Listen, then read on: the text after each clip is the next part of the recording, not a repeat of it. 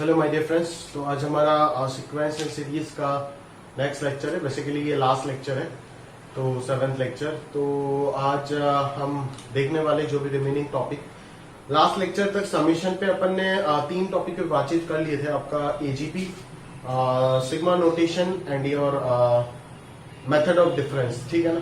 तो आज जो है वो अपन रिमेनिंग 2 टॉपिक जो है वो देखने वाले। दैट इज, एक हो गया आपका स्प्लिटिंग का कंसेप्ट और दूसरा हो गया डबल सिग्मा, ठीक है, या फिर मल्टीपल सिग्मा बोल सकते हैं। तो चलिए शुरू करते हैं। थोड़ा सा हैवी होगा ये टॉपिक, ठीक है ना। और इतना अगर समझ जाते हो तो इतना मतलब हैवी कुछ नहीं है ना। समझने वाला टॉपिक है, आराम से समझ जाओगे। तो बट थोड़ा सा ध्यान से मेरे साथ साथ चलने का कोशिश कीजिएगा, ठीक है। तो चलिए शुरू करते हैं। स्प्लिटिंग ऑफ जनरल टर्म का मतलब क्या है, ठीक है। तो जब भी अभी तक हमारे पास, अभी तक हमने जो भी सिग्मा नोटेशन या फिर मेथड ऑफ डिफरेंस में आप देखे होंगे कि जो भी जनरल टर्म निकाला था, ठीक है, बेसिकली सारे के सारे सिग्मा नोटेशन के पार्ट ही है। हाँ, तो मेथड ऑफ डिफरेंस भी और स्प्लिटिंग भी। तो मेथड ऑफ डिफरेंस या फिर सिंपल सिग्मा नोटेशन में हम जो टीआर निकाल रहे थे इतना देर तक, वो कुछ एक पॉलिनोमियल टाइप का आ रहा था। और फिर उसमें अगर आप सिग्मा लगा देते हो तो आराम से सिग्मा ब्रेक होकर के आंसर दे देता है आपको। बट अगर सोच लो, अगर इस तरीके का आपका सीरीज होता कि आपका जो जनरल टर्म है वो कुछ px बाई qx टाइप का रैशनल फंक्शन टाइप का हो, ताकि कोई पॉलिनोमियल अगर नहीं होता है वो, तब आप क्या करोगे? तब तो आप फंस जाओगे बुरे तरीके से। तब तो आप सिग्मा अगर लगा देते हो तो डायरेक्टली सिग्मा स्प्लिट नहीं हो सकता है, because sigma of T R upon T dash R is not equal to sigma of T R upon sigma of T dash R. ये आप प्रॉपर्टी में पढ़ के आए हो।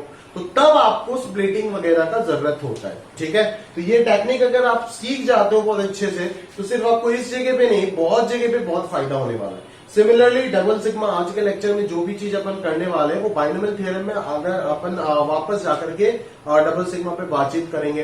फिर इंटीग्रेशन में आपका बहुत ज्यादा हेल्प हो जाएगा। समझ में आ रहा है ना, जब 12 में आप इंटीग्रेट करोगे यूजिंग पार्शियल फ्रैक्शन, तो पार्शियल फ्रैक्शन फॉर्मूला वगैरह से ना करके अपन डायरेक्टली खुद से सोच सकते हो इंटीग्रेट करने के लिए चीजों को, ठीक है। तो इंटीग्रेशन में भी बहुत ज्यादा हेल्प हो जाएगा अगर आप ये टॉपिक अभी समझ जाते हो तो, ठीक है। प्योर सीक्वेंस का तो टॉपिक है ही है, उसके साथ साथ बाकी जगह पे भी इसका रोल बहुत ज्यादा है, ठीक है। तो चलिए शुरू करते हैं।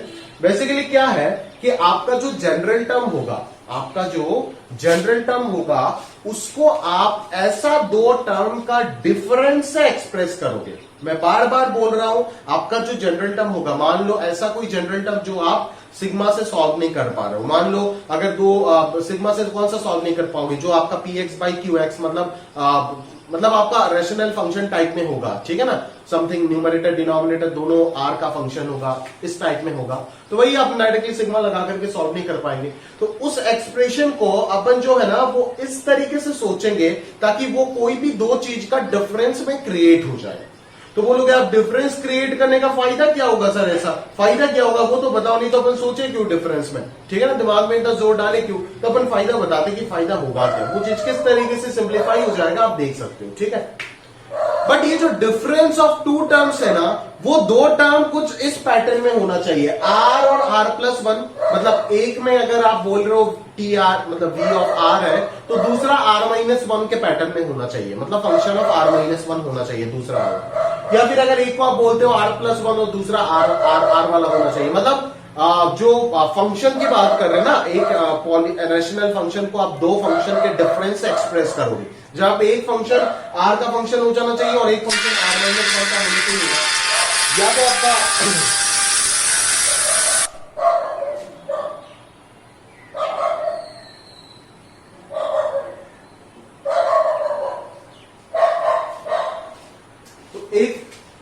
एक फंक्शन आपका r का फंक्शन होने से होगा और दूसरा फंक्शन आपका r-1 का फंक्शन होने से ही हुआ, ठीक है ना।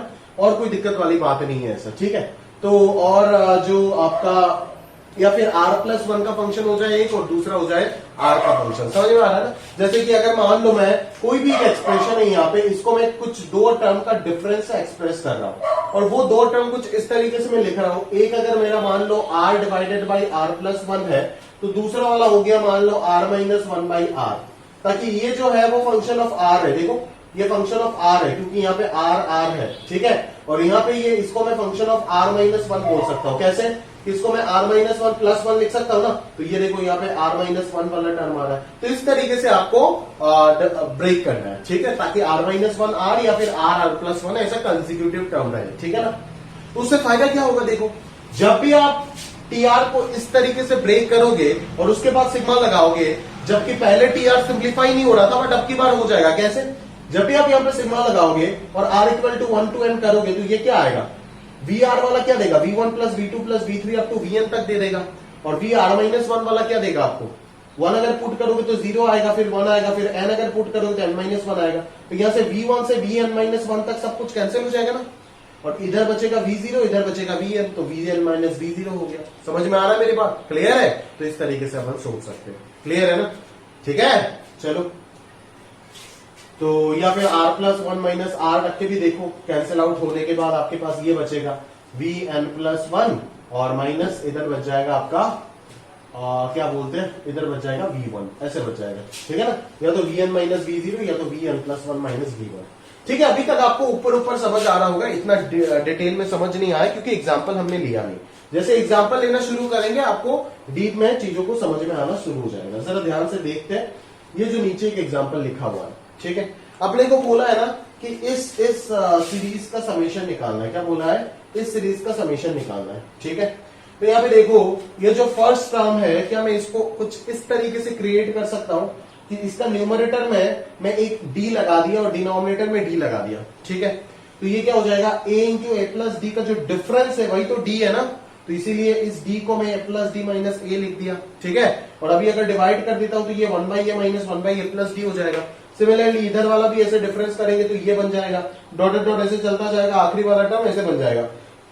अभी अगर मैं इसका निकालना चाहूं, इस चीज का पूरा पूरा समेशन, तो इसका पूरा समेशन निकालना मतलब ये सारे ब्रैकेट्स के समेशन निकालना। तो ये सारे ब्रैकेट्स के अगर समेशन निकालना चाहो तो ये देखो, ये कैंसिल हो रहा है, इसके साथ अगले वाला कैंसिल होगा, फिर इसके साथ इसके अगले वाला कैंसिल होगा, तो इधर ये बच जाएगा और इधर ये बच जाएगा, ठीक है। तो आंसर आ जाएगा 1 by D into 1 by A minus 1 by A plus N minus 1 into D. तो आराम से ये स्प्लिट हो जाएगा, ठीक है। तो ये जो हम एक टर्म को दो टर्म में स्प्लिट करते हैं, डिफरेंस में कन्वर्ट करते हैं, this is known as splitting of terms. जब भी आप जनरल टर्म का सिग्नल डायरेक्टली रैशनल फॉर्मेट में होता है और आप निकाल नहीं पाते हो, तब आप स्प्लिटिंग का कंसेप्ट यूज करते हो ताकि वो सिंप्लीफाई हो जाए, ठीक है। तो स्प्लिटिंग तभी जाकर के वैलिडिटी आएगा उसमें जब बीच में आप डिफरेंस क्रिएट करोगे। समेशन प्रोडक्ट कुछ भी काम नहीं बनेगा, सिर्फ और सिर्फ सिंप्लीफाई होगा डिफरेंस से, क्योंकि आप जानते हो कि जब तक टर्म कैंसिल नहीं होगा तब तक कुछ होगा नहीं। समझ में आ रहा है ना? क्लियर है?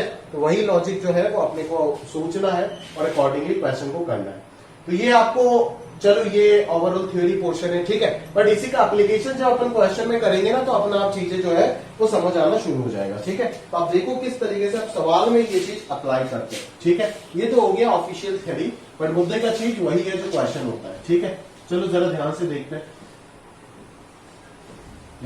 हैं, कि क्वेश्चन हमें किस तरीके से सोचने पे मजबूर करना है। क्लियर है? चलो पहला क्वेश्चन।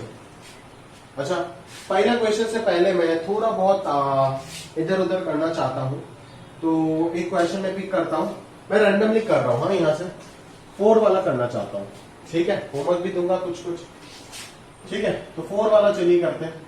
4 वाला जो है वो आपको nth टर्म तक समेशन निकालने के लिए बोल रहा है। 1/3 नहीं है ये, 1 into 3 है, पॉइंट मत समझना, डेसिमल नहीं है ये। 1 divided by 3 into 5 plus 1 divided by 5 into 7, ठीक है, plus dot dot up to nth terms, ठीक है ना, plus dot dot up to nth terms, ठीक है। तो ये हो गया आपका प्रॉपर क्वेश्चन। अभी अपन यहाँ पे क्या करेंगे देखो जरा ध्यान से, ठीक है। तो हम इस चीज का ना ये एपी में है, ना जीपी में है, ना एचईपी में है, ठीक है। तो आपको क्या करना पड़ेगा ना, डिफरेंस कांस्टेंट एपी में या फिर जीपी में दिख रहा है, कुछ भी नहीं है, तो आप यहाँ पे क्या करोगे, सिग्मा नोटेशन लगाओगे, ऑब्वियसली जनरल टर्म लिखोगे और उसके ऊपर सिग्मा ऑपरेट कर दोगे। तो पहले जनरल टर्म लिखते हैं, देखते हैं क्या होता है जनरल टर्म। तो जनरल टर्म जो टीआर होगा वो जरा ध्यान से देखो कि वो एग्जैक्टली क्या है, ठीक है। तो टीआर जो है वो क्या है, 1 3 5, ये सारे के सारे क्या है, सिमिलर पैटर्न में दिख रहा है। कौन सा पैटर्न? अरिथमेटिक प्रोग्रेशन में दिख रहा है। 1 3 5 ये सब का अगर मैं बात करूं तो इसका जनरल टर्म क्या हो जाएगा, a plus R minus one into common difference कितना 3। समझ में आ रहा है ना। और अगर मैं इधर सेकंड वाले की बात करूं तो सेकंड वाला क्या हो जाएगा 3 5 7 कुछ इस पैटर्न में जा रहा है, तो ये हो जाएगा 3 plus R minus one into two, इस पैटर्न में जाएगा ये। समझ आ रहा है ना मेरी बात, पक्का। चलो तो ये एग्जैक्टली क्या बन रहा है जरा ध्यान से देखते हैं। और जनरल टर्म जो भी आएगा वो 1 बाई समथिंग, दो चीज का प्रोडक्ट ही तो आएगा ना, इसीलिए न्यूमरेटर में 1 ही आ गया, क्योंकि हर एक टर्म में जो है न्यूमरेटर कांस्टेंट दिख रहा है 1 दिख रहा है। ठीक है, तो ये कितना आ जाएगा 2r माइनस वन हो जाएगा, ये समझ में आ रहा है ना 2r माइनस वन हो जाएगा। ठीक है, और ये जो चीज बनेगा ये क्या बन रहा है, ये 2r प्लस वन बन रहा है। समझ में आ रहा है ना, क्लियर है, पक्का। चलो अभी बस हम क्या करेंगे, अभी इस चीज के ऊपर में अगर सिर्फ आपका टीआर में ये वाला पार्ट आता, डिनोमिनेटर वाला पार्ट आता, ये 1 डिवाइडेड बाई दिस ऐसा कुछ नहीं आता, तो डायरेक्टली आप इसको फैक्टराइज करके मतलब प्रोडक्ट करके सिग्मा लगा देते, तो sigma are square sigma R ये सब कुछ आपको पता है, आप निकाल देते। बट यहाँ पे मुसीबत क्या आ गया कि यहाँ पे रेसिप्रोकल आ गया, 1 अपॉन दिस आ गया, तो अभी ये एक रैशनल फंक्शन बन गया। तो अभी आप किस तरीके से यहाँ पे डील करोगे प्रॉब्लम को। ठीक है, तो अभी अपन अगर डील करने चाहे तो अपन वही चीज सोचेंगे कि किसी तरीके से इसको स्प्लिट कर दो, ऐसा किसी दो टर्म का डिफरेंस है ताकि हमारा काम बन जाए, मतलब चीजें कैंसिल आउट होना शुरू हो जाए। ठीक है, तो अपन जरा ध्यान से देखते हैं कि यहाँ पे क्या होने वाला है। ध्यान से देखो, इन दोनों टर्म का डिफरेंस देखो कितना आएगा। अगर आप इससे इसको माइनस करोगे तो -2 आएगा, या फिर इससे इसके करो तो 2 आएगा, तो बेसिकली अपन 2 ही मानते चलो। ठीक है, तो अगर 2 है मतलब उधर जो वो डी का एडजस्टमेंट चल रहा था ना, वो डी कितना आपको समझ में आ गया ना, डी कितना 2 है। तो अपन यहाँ पे क्या करेंगे, जानबूझ करके यहाँ पे नीचे एक 2 लगाएंगे और ऊपर एक और 2 लगाएंगे। समझ में आ रहा है ना, तो ये 2r minus one into 2r plus one दिया हुआ है। समझ में आ रहा है क्या, तो ये हाफ आ गया बाहर। अभी ये 2 को मैं इन दोनों का डिफरेंस एक्सप्रेस कर सकता हूं, बिल्कुल 2r plus one minus 2r minus one जो डिफरेंस है वो तो यही है ना, और नीचे आ जाएगा 2r minus one into 2r plus one. Clear है क्या। चलो आगे अगर अपन चलते हैं तो क्या देखने को मिल रहा है हमारे को, यहाँ पे 2r plus one divided by this का अगर मैं बात करूं तो ये कहीं ना कहीं हो जाएगा 1 upon 2r minus one minus इस चीज को अगर पूरा वाला डिवाइड कर देते तो ये 2r प्लस वन हो जाएगा। समझ में आ रहा है ना, तो ये कुछ डिफरेंस में क्रिएट हो गया।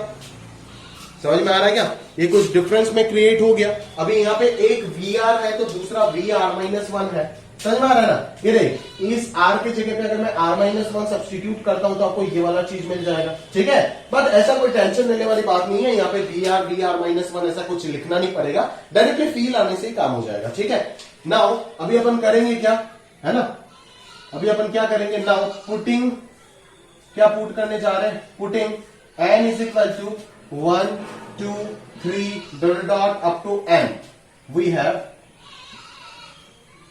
इन tr लिख देना, इन tr पे अपन ये सारी चीज पुट करने वाले हैं, और पुट करके हमारे को क्या मिलने वाला है वो चीज अपन देखने वाले हैं। समझ में आ रहा है ना, क्लियर है। तो सबसे पहले अपने को क्या मिलेगा, t1 मिलेगा। t1 कितना आएगा रे, हाफ तो बाहर रहेगा और अंदर क्या आने वाला है 1 डिवाइडेड बाई 1 माइनस 1/3। क्लियर है, फिर t2 मिलेगा। ठीक है ना, बोर्ड एग्जाम में अगर आप लिखना चाहते हो तो ऐसे ब्रेक कर करके लिखना पड़ेगा, अदरवाइज आप डायरेक्टली भी कर सकते थे। ठीक है, फिर अगर आप t2 लिखोगे तो क्या आएगा 1/3 आएगा, माइनस 1/5 आएगा। समझ में आ रहा है ना, फिर आप t3 लिखोगे तो क्या आएगा 1/2 आएगा, फिर इधर 1/5 माइनस 1/7 ऐसे आएगा, डॉट डॉट डॉट चलाते जाओ। फिर tn अगर लिखना चाहते हो तो क्या आएगा 1/2 इधर आएगा, इधर क्या आ जाएगा 1/2 n माइनस वन, आर की जगह पे n डालो तो वही आएगा, माइनस आर की जगह पे अगर यहाँ पे n डालते हैं तो ये 2n प्लस वन आ जाएगा। ठीक है, तो अभी हमें क्या चाहिए, Sn चाहिए ना, Sn अगर चाहिए तो Sn बेसिकली क्या होगा, सम ऑफ ऑल द टर्म्स हो जाएगा। क्लियर है ना, एडिंग तो अपन ने क्या मिल रहा है t1 plus t2 plus dot dot up to tn is equal to half common जाएगा, और इधर क्या आ जाएगा 1 minus 1/3 plus 1/3 minus 1/5 plus 1/5 minus 1/7 plus dot dot plus 1/2n minus 1 minus 1/2n plus 1। ठीक है, तो ये देखो कैंसिल होना शुरू हो गया। समझ में आ रहा है ना, ये कैंसिल होना शुरू हो गया। फर्स्ट वाले ब्रैकेट का क्या बच रहा है, फर्स्ट टर्म बच रहा है, तो फर्स्ट वाले का अगर फर्स्ट बचेगा तो लास्ट वाले का लास्ट बचेगा। ये वाला इससे पहले वाले के साथ कैंसिल हो जाएगा और इधर ये बचेगा, दैट इज ये आ गया आपका हाफ, इधर 1 माइनस 1/2n प्लस 1 समझ में आ रहा है ना, क्लियर है। और ये सबका समेशन दैट इज ये क्या हो गया, Sn हो गया। तो यहां से अगर एलसीएम लेकर के देखते हैं अपन तो ये क्या हो जाएगा, half into twice N divided by twice N plus one, that is n divided by twice N plus one. ठीक है, तो ये आ गया आपका इस सीरीज का nth टर्म तक समेशन। ठीक है, अभी अगर मैं यहाँ पे 100 टर्म तक समेशन निकालने बोलूं तो n का वैल्यू आप क्या पुट कर दोगे, 100 पुट कर दोगे। समझ में आ रहा है ना। अगर इनफाइनाइट टर्म तक समेशन निकालने के लिए बोलूं तो भी आप निकाल सकते हो। कैसे, मैं दिखाऊं, चलो। इस जगह पे इनफाइनाइट टर्म तक समेशन पॉसिबल होगा। बोले सर आपने तो बोले थे सिर्फ जीपी और एजीपी में होता है इनफाइनाइट समेशन, यहाँ पे कहां से आ जाएगा इनफाइनाइट समेशन। दोस्त निकाल सकता है, क्यों मैं बताऊं, बिकॉज ये सीरीज कन्वर्ज हो रहा है किसी जगह पे। जरा ध्यान से देख, ये जो डिनोमिनेटर है, डिनोमिनेटर धीरे धीरे बढ़ता जा रहा है ना। यहाँ पे 3 है, यहाँ पे 15 है, यहाँ पे 35 है। ऐसे बढ़ते बढ़ते कभी ना कभी इन्फिनिटी तक अगर मैं चला गया तो ये डिनोमिनेटर बढ़ते बढ़ते कभी ना कभी इन्फिनिटी हो जाएगा। तो ओवरऑल जो टर्म है वो घटते घटते कभी कहां पे पहुंच जाएगा, 0 पे पहुंच जाएगा। और याद करो कि जीपी पे और एजीपी पे भी आपका जो टर्म है वो डिक्रीज होते होते 0 तक ही पहुंच रहा था। बिकॉज इसीलिए तो अपन आर का वैल्यू -1 से 1 बीच रखते थे ना, ताकि वो डिक्रीज होते होते होते होते 0 तक पहुंच जाए और अपन उसका समेशन निकाल सके। तो इस जगह पे भी साला पूरा सीरीज जो है अगर इन्फिनिटी तक चला देंगे तो वो भी डिक्रीज होते होते कहां पे पहुंच जाएगा, 0 पे। मतलब सीरीज कन्वर्ज हो रहा है किसी ना किसी पॉइंट पे, और ऑफिशियली ये कन्वर्ज वर्ड डाइवर्ज वर्ड ये सब बाद में पढ़ोगे। बट अगर मैं फील दिलाने की कोशिश करूं तो ये कहीं पे कन्वर्ज हो रहा है, जो कि एक नोन वैल्यू है, मतलब यहां तक अपन समेशन निकाल सकते हैं। बट अगर वो डाइवर्ज हो रहा है, दैट इज वो जैसे मैं वैल्यू बढ़ाते जा रहा हूं तो वो इन्फिनिटी तक बढ़ रहा है, तभी इन्फिनिटी तक अगर जा रहा है तो उसका समेशन अपन कैसे निकालेंगे, पता ही नहीं है दुनिया में साला इन्फिनिटी है क्या। समझ में आ रहा है ना, क्लियर है। तो अपन क्या करेंगे यहाँ पे, तो Sn का वैल्यू तो हमारा ये आ गया। अगर जनाब किसी ने आपको ये पूछ लिया कि S इन्फिनिटी बताओ तो क्या होगा, तो आप क्या बोलोगे पता है, आप बोलोगे अच्छा n का वैल्यू इन्फिनिटी रखूं। इसका मतलब क्या है, जो बच्चे को लिमिट पता है ना वो तो डायरेक्टली बता देगा आंसर। बट एज आपको लिमिट अभी तक मैंने पढ़ाया नहीं तो थोड़ा सा फील दिलाता हूं कि किस तरीके से आप ये निकाल सकते हो। जरा ध्यान से देखना, इस एक्सप्रेशन को अगर मैं न्यूमरेटर डिनोमिनेटर दोनों जगह पे n से डिवाइड कर देता हूं, न्यूमरेटर में भी n से डिवाइड किया और डिनोमिनेटर को भी मैंने n से डिवाइड किया, तो ये कितना आ जाएगा, 1 प्लस इधर क्या आ जाएगा, 2n/n2 प्लस 1/n। ठीक है, where n goes to infinity, क्योंकि s इंफिनिटी निकाल रहे हो तो n इंफिनिटी में जा रहा है। तो जरा ध्यान से देखो ना, अगर n इंफिनिटी में चला जाता है तो ये 1/इंफिनिटी क्या हो जाएगा, 0 बन जाएगा ना। तो अगर 0 बन गया तो डिनोमिनेटर में 2 + 0 आ जाएगा, जो कि क्या आ जाएगा, हाफ आ जाएगा। मतलब इसी सीरीज का अगर मैं nth टर्म ना बोल करके इंफिनिटी तक लिख करके समीशन निकाल देता हूं तो आंसर जो है वो क्या आ जाएगा, हाफ आ जाएगा। समझ में आ रहा है ना। अब उल्लू इंसान, तुमको इस तरीके से नहीं लिखना है क्वेश्चंस, तुमको एक एक क्वेश्चन में करा रहा हूं, वो क्वेश्चन करते जाना है, उसके साथ एक्स्ट्रा पॉइंट्स भी बता रहे हैं, वो भी नोट डाल करके लिखना है। उसके बाद जितना मैं कराऊंगा रिमेनिंग जो बचेगा वो एक साथ आपको लिखना है और होमवर्क के लिए ट्राई करना है। समझ में आ रहा है ना, क्लियर है, पक्का। तो ये हो गया हमारा एक प्रॉपर स्प्लिटिंग वाला क्वेश्चन, जो कि एक सिंपल लेवल का क्वेश्चन मैं बोल सकता हूं। ठीक है, बेस्ड ऑन स्प्लिटिंग। तो तरीका जो है उस चीज को अपनाओ। पहला तरीका क्या है, जनरल टर्म लिखेंगे। अगर जनरल टर्म डायरेक्टली सिग्मा लगा के, अगर सिर्फ न्यूमरेटर है तो डायरेक्टली सिग्मा लगा करके सॉल्व हो जाएगा, अगर सिर्फ पॉलिनोमियल टाइप का चीज है। और अगर पॉलिनोमियल टाइप का चीज नहीं है, px/qx that is rational function आ गया, तो अपने को जबरदस्ती उधर स्प्लिट करने का लिए सोचना पड़ेगा। दूसरा कोई रास्ता हमारे पास होगा नहीं, या तो अपन निकाल ही नहीं पाएंगे या तो अपन स्प्लिट करके निकालेंगे, क्योंकि हमारे पास चीजें जो है वो रेस्ट्रिक्टेड है। समझ में आ रहा है ना, क्लियर है। चलो आगे देखते, आगे चलते दोस्त, चलो आगे चलते हैं। ये हो गया हमारा स्प्लिटिंग का कंसेप्ट। हाँ चलो नोट कर लीजिएगा पॉज करके प्रॉपरली। हाँ, और ये एस इंफिनिटी वगैरह ये सब कंसेप्ट अब लिख के रखिएगा अच्छे से। समझ आ रहा है क्या, चलो भाई चलो। तो ये 4 हो गया है ना, 4 अगर हो जाता है तो 3 तो मैं करके नहीं दूंगा, ये तो आप मान सकते हो, 3 तो होमवर्क होगा। ठीक है, अच्छा ये देख 5 भी मेरे को करने का जरूरत नहीं होगा, थोड़ा सा तेरे को हिंट दे देता हूं। देख इन दोनों का डिफरेंस देख, ये तो ऑलरेडी सिग्मा फॉर्मेट में कन्वर्ट किया हुआ है, यहाँ पे तो जनरल टर्म भी लिखना नहीं पड़ेगा। ऑलरेडी जनरल टर्म जो है ये दिया हुआ है, this is your general term, है ना। उल्लू की तरह इसको वापस आर का वैल्यू 1 2 लिख करके ऐसे स्प्लिट मत कर देना। ठीक है, ये ऑलरेडी स्प्लिट से सिग्मा पे जनरल टर्म निकाल करके दिया गया है। समझ में आ रहा है ना। ठीक है, तो इन दोनों का डिफरेंस देखो क्या आ रहा है, इन दोनों का डिफरेंस आ रहा है ए, मतलब डिफरेंस जो है उसी से मल्टीप्लाई डिवाइड करते हैं, तो ऊपर ए लिख देंगे, नीचे ए लिख देंगे, उसी ए को अपन क्या लिखेंगे, A R plus B minus A R plus B, फिर लिख करके डिफरेंस बना दो ऊपर, फिर वो दो P x by Q x का डिफरेंस बन जाएगा, स्प्लिट हो जाएगा, फिर आप T1 T2 T2 T3 लिख करके अकॉर्डिंगली कर दो। समझ में आ रहा है ना, बस हो जाएगा, और कोई दिक्कत नहीं है, समझ में आ रहा है ना। तो ये भी चीज अपन जो है आपको होमवर्क में दे सकते हैं, ठीक है, ऐसा कोई दिक्कत वाली बात नहीं। चलो आगे बढ़ते हैं, चलो नेक्स्ट प्रॉब्लम नंबर 6, ठीक है, प्रॉब्लम नंबर 6 में करके देने का प्रयास करता हूं।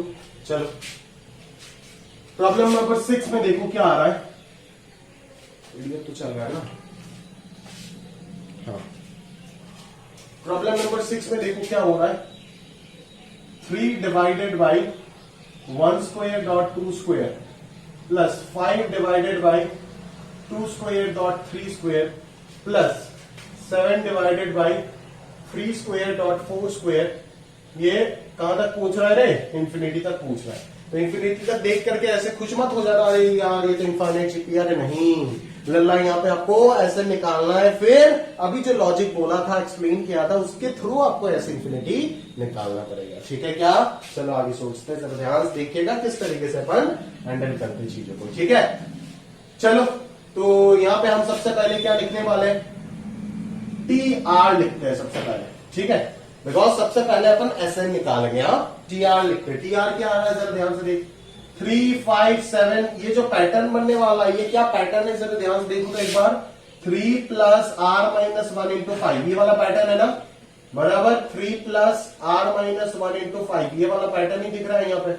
नीचे देखो क्या है, इधर देखो 1 स्क्वायर 2 स्क्वायर 3 स्क्वायर, ऐसे ऐसे चलता जाएगा, समझ में आ रहा है ना, क्लियर है।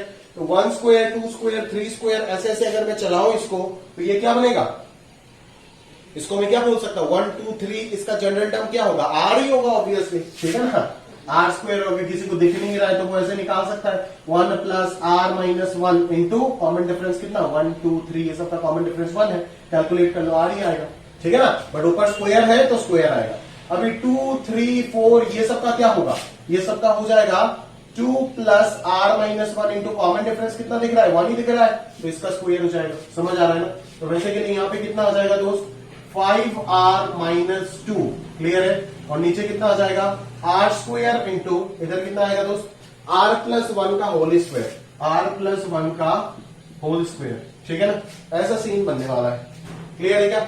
चलो तो यहाँ पे अपन कैसे सोचने वाले, ध्यान से देखो, अरे यार यहाँ पे मैंने क्या कर दी, ये तो 2 हो जाएगा ना लल्ला, ये 2 हो जाएगा ना, डिफरेंस देख 3 5 7 का क्या है, 2 हो जाएगा ना ये, तो 2r प्लस 1 हो जाएगा, ये समझ आ रहा है ना, ये क्या हो जाएगा, 2r प्लस 1 हो जाएगा, क्लियर है क्या दोस्त, समझ आ रहा है मेरी बात, बस ठीक है। तो अभी कैसे स्प्लिट करेगा, क्या हमेशा डिफरेंस है, क्या हमेशा डिफरेंस सोचे सर, अबे नहीं, दिमाग लगाना है। अभी देखिए इन दोनों टर्म का समेशन बैठा हुआ है ऊपर, तब भी क्या तुम डिफरेंस पे दिमाग लगाओगे क्या, अरे कुछ तो सोच लो यार, समझ में आ रहा है ना। अभी यहाँ पे क्या है, समेशन लिखा गया है, तो अभी समेशन अगर लिखा गया है तो क्या मैं इसको r प्लस 1 लिख दूं, अगर लिख दूंगा तो क्या ये वाकई सॉल्व होगा या नहीं, वो भी सवाल है, वो भी बहुत बड़ा सवाल है ना कि सर वाकई ये सॉल्व होगा या नहीं, वो तो बताओ। अगर ये सॉल्व ही नहीं होता है तो अपने को लिख के क्या फायदा, ठीक है। तो देखते हैं सर, देखते हैं अकॉर्डिंगली क्या होता है, ध्यान से देखते हैं। तो अगर मैं देखो कि इन दोनों का समेशन अगर एक्सप्रेस कर देता हूं इस चीज को, r plus 1 twice r plus 1 को ऐसे लिख देता हूं, क्योंकि अगर मुझे सॉल्व करना है तो मुझे डिफरेंस तो चाहिए, अदरवाइज कैंसिल कैसे होगा, और अगर इतने बड़े टर्म्स अगर कैंसिल नहीं होते, इतना सारे टर्म्स, तो अपन सॉल्व कैसे करेंगे। तो r by R square, r divided by, अच्छा एक मिनट रुको, तो आर स्क्वायर और आर स्क्वायर, अच्छा डायरेक्टली तो अपन डिफरेंस बना सकते हैं ना, ये सोचने का तो जरूरत नहीं है, मेरे दिमाग में तो ये पहले नहीं आया, डायरेक्टली तो अपन डिफरेंस बना सकते हैं ना। देखो ना, इस r प्लस 1 होल स्क्वायर को खोल दो, इसको ब्रेक कर दो, तो ये r square plus twice r plus 1 आ जाएगा ना भाई। अभी देखो ना, दोनों का डिफरेंस लिखा हुआ है ना ऊपर, चमका दोस्त, समझ में आ रहा ना। तो अभी इन दोनों का अपन क्या कर देंगे, डिफरेंस में एक्सप्रेस कर देते हैं, r square plus twice r plus 1 minus r square लिख देते हैं, और नीचे कितना आ जाएगा, r square into r square plus twice r plus 1 हो जाएगा, समझ आ रहा है क्या। अभी अगर मैं डिफरेंस डिवाइड कर देता हूं तो अपने पास आ जाएगा ना लॉजिक। यहाँ पे क्या बन रहा है 1/r² बन रहा है, माइनस इधर क्या बन रहा है 1/r² plus twice r plus 1 बन रहा है। समझ आ रहा है क्या मेरी बात? क्लियर है? तो बस अभी SN क्या हो जाएगा, डायरेक्टली लिख देते हैं और ब्रेक करके नहीं लिखूंगा। आप अगर बोर्ड एग्जाम में आता है तो लिख लीजिएगा ब्रेक करके। डायरेक्टली SN विल बी और sigma TR, SN will be और sigma TR, R varies from 1 से लेकर के n तक। समझ आ रहा है ना? तो ये कितना हो जाएगा देख, अगर पहले पे 1 डालूंगा तो 1/1² माइनस 1 ये कितना आ जाएगा 1² प्लस 2 into 1, दैट इज ऐसे लिख देते ना इसको और अच्छा लगेगा। r+1 होल स्क्वायर लिख देते हैं। मर्जा सारा मार करता है, एक भी काम नहीं करता है। r+1 होल स्क्वायर ऐसे हो जाएगा, तो ये 1/1² माइनस 1/2² हो गया। ठीक है, फिर अगर मैं 2 डालूंगा तो 1/2² माइनस 1/3² हो जाएगा। फिर अगर मैं 3 डालूंगा 4 डालूंगा एंड सो ऑन, अगर n डालता हूं तो 1/n² माइनस 1/n+1 का होल स्क्वायर आएगा। ये देख, इसके साथ कैंसिल, इसके साथ कैंसिल, तो फर्स्ट का फर्स्ट बचा तो लास्ट का लास्ट बचेगा, मतलब ये नालायक भी पहले वाले के साथ कैंसिल हो जाएगा। दैट इज ये आ जाएगा 1 माइनस 1/n+1 का होल स्क्वायर। दैट इज ये कितना बनेगा n² plus twice n divided by n+1 का होल स्क्वायर। और अगर मैं इस चीज को ब्रेक करने का कोशिश करूं तो ब्रेक अगर कर दो, SN तो यहां तक आ गया बट अपने को S इंफिनिटी चाहिए ना, तो n² प्लस 2n और नीचे आ गया मान लो n² प्लस 2n+1 हो जाएगा। ठीक है, अभी आप क्या करो, जब भी आपको S इंफिनिटी निकालने को बोलेगा ना तो आप हाईएस्ट पावर से डिवाइड कर दो। लिमिट पढ़ने के बाद एकदम सिंपल हो जाएगा ये चीज आपके लिए। बट अभी के लिए मैं बोल रहा हूं कि जब भी आपको S इंफिनिटी निकालने बोलेगा ना, आप क्या कर दो, हाईएस्ट डिग्री वाला जो टर्म है उससे डिवाइड कर दो पूरा पूरा एक्सप्रेशन को। तो न्यूमरेटर डिनोमिनेटर कंपेयर करके देखो हाईएस्ट डिग्री कौन है, हाईएस्ट डिग्री है आपका n²। समझ में आ रहा है ना? न्यूमरेटर में भी n², डिनोमिनेटर में भी n², तो दोनों जगह पे n² से डिवाइड कर देंगे। अगर न्यूमरेटर में n² होता, डिनोमिनेटर में n³ होता, तो हाईएस्ट डिग्री दोनों को कंपेयर करके कौन है n³ है, तब मैं न्यूमरेटर डिनोमिनेटर दोनों को ऊपर नीचे किससे डिवाइड करता, n³ से करता। समझ में आ रहा है ना? बट एज अभी सेम है तो सेम वाली क्वांटिटी से करेंगे। तो ये कितना आ जाएगा n² plus twice n divided by n² divided by इधर n² plus twice n plus 1 divided by n² हो जाएगा। ठीक है ना? तो इधर कैंसिल आउट हो जाएगा तो ये 1 प्लस 2/n आएगा। इधर कैंसिल आउट होने के बाद 1 प्लस 2/n प्लस 1/n² आ जाएगा। ठीक है, अभी देख ये तो आ गया SN का इंफॉर्मेशन, तो S इंफिनिटी क्या हो जाएगा, इस जगह पे इंफिनिटी आ जाएगा। समझ में आ रहा है ना? इस जगह पे इंफिनिटी आ जाएगा और आप जानते हो कि डिनोमिनेटर में इंफिनिटी का स्क्वायर तो इंफिनिटी ही होगा। अरे इतने बड़े नंबर का स्क्वायर तो इतना बहुत बड़ा नंबर होगा ना भाई, तो ये तो ऑटोमेटिकली 0 बन जाएगा, ये भी आपका 0 बन जाएगा, ये भी आपका 0 बन जाएगा। तो समेशन जो होगा वो 1 plus 0/1 plus 0 plus 0 that is 1 ही आएगा आपका infinite summation of this series. ठीक है ना? इस सीरीज का इंफिनिटी तक समेशन क्या आएगा, 1 ही आएगा। बट अगर मैं ध्यान से बोलूं कि इसका SN क्या है, तो आप यहां तक अगर आंसर छोड़ दोगे तो कोई दिक्कत वाली बात नहीं है। समझ आ रहा है? क्लियर है? चलो नेक्स्ट क्वेश्चन पे चलते हैं अपन। नोट कर लीजिएगा प्रॉपरली। हाँ,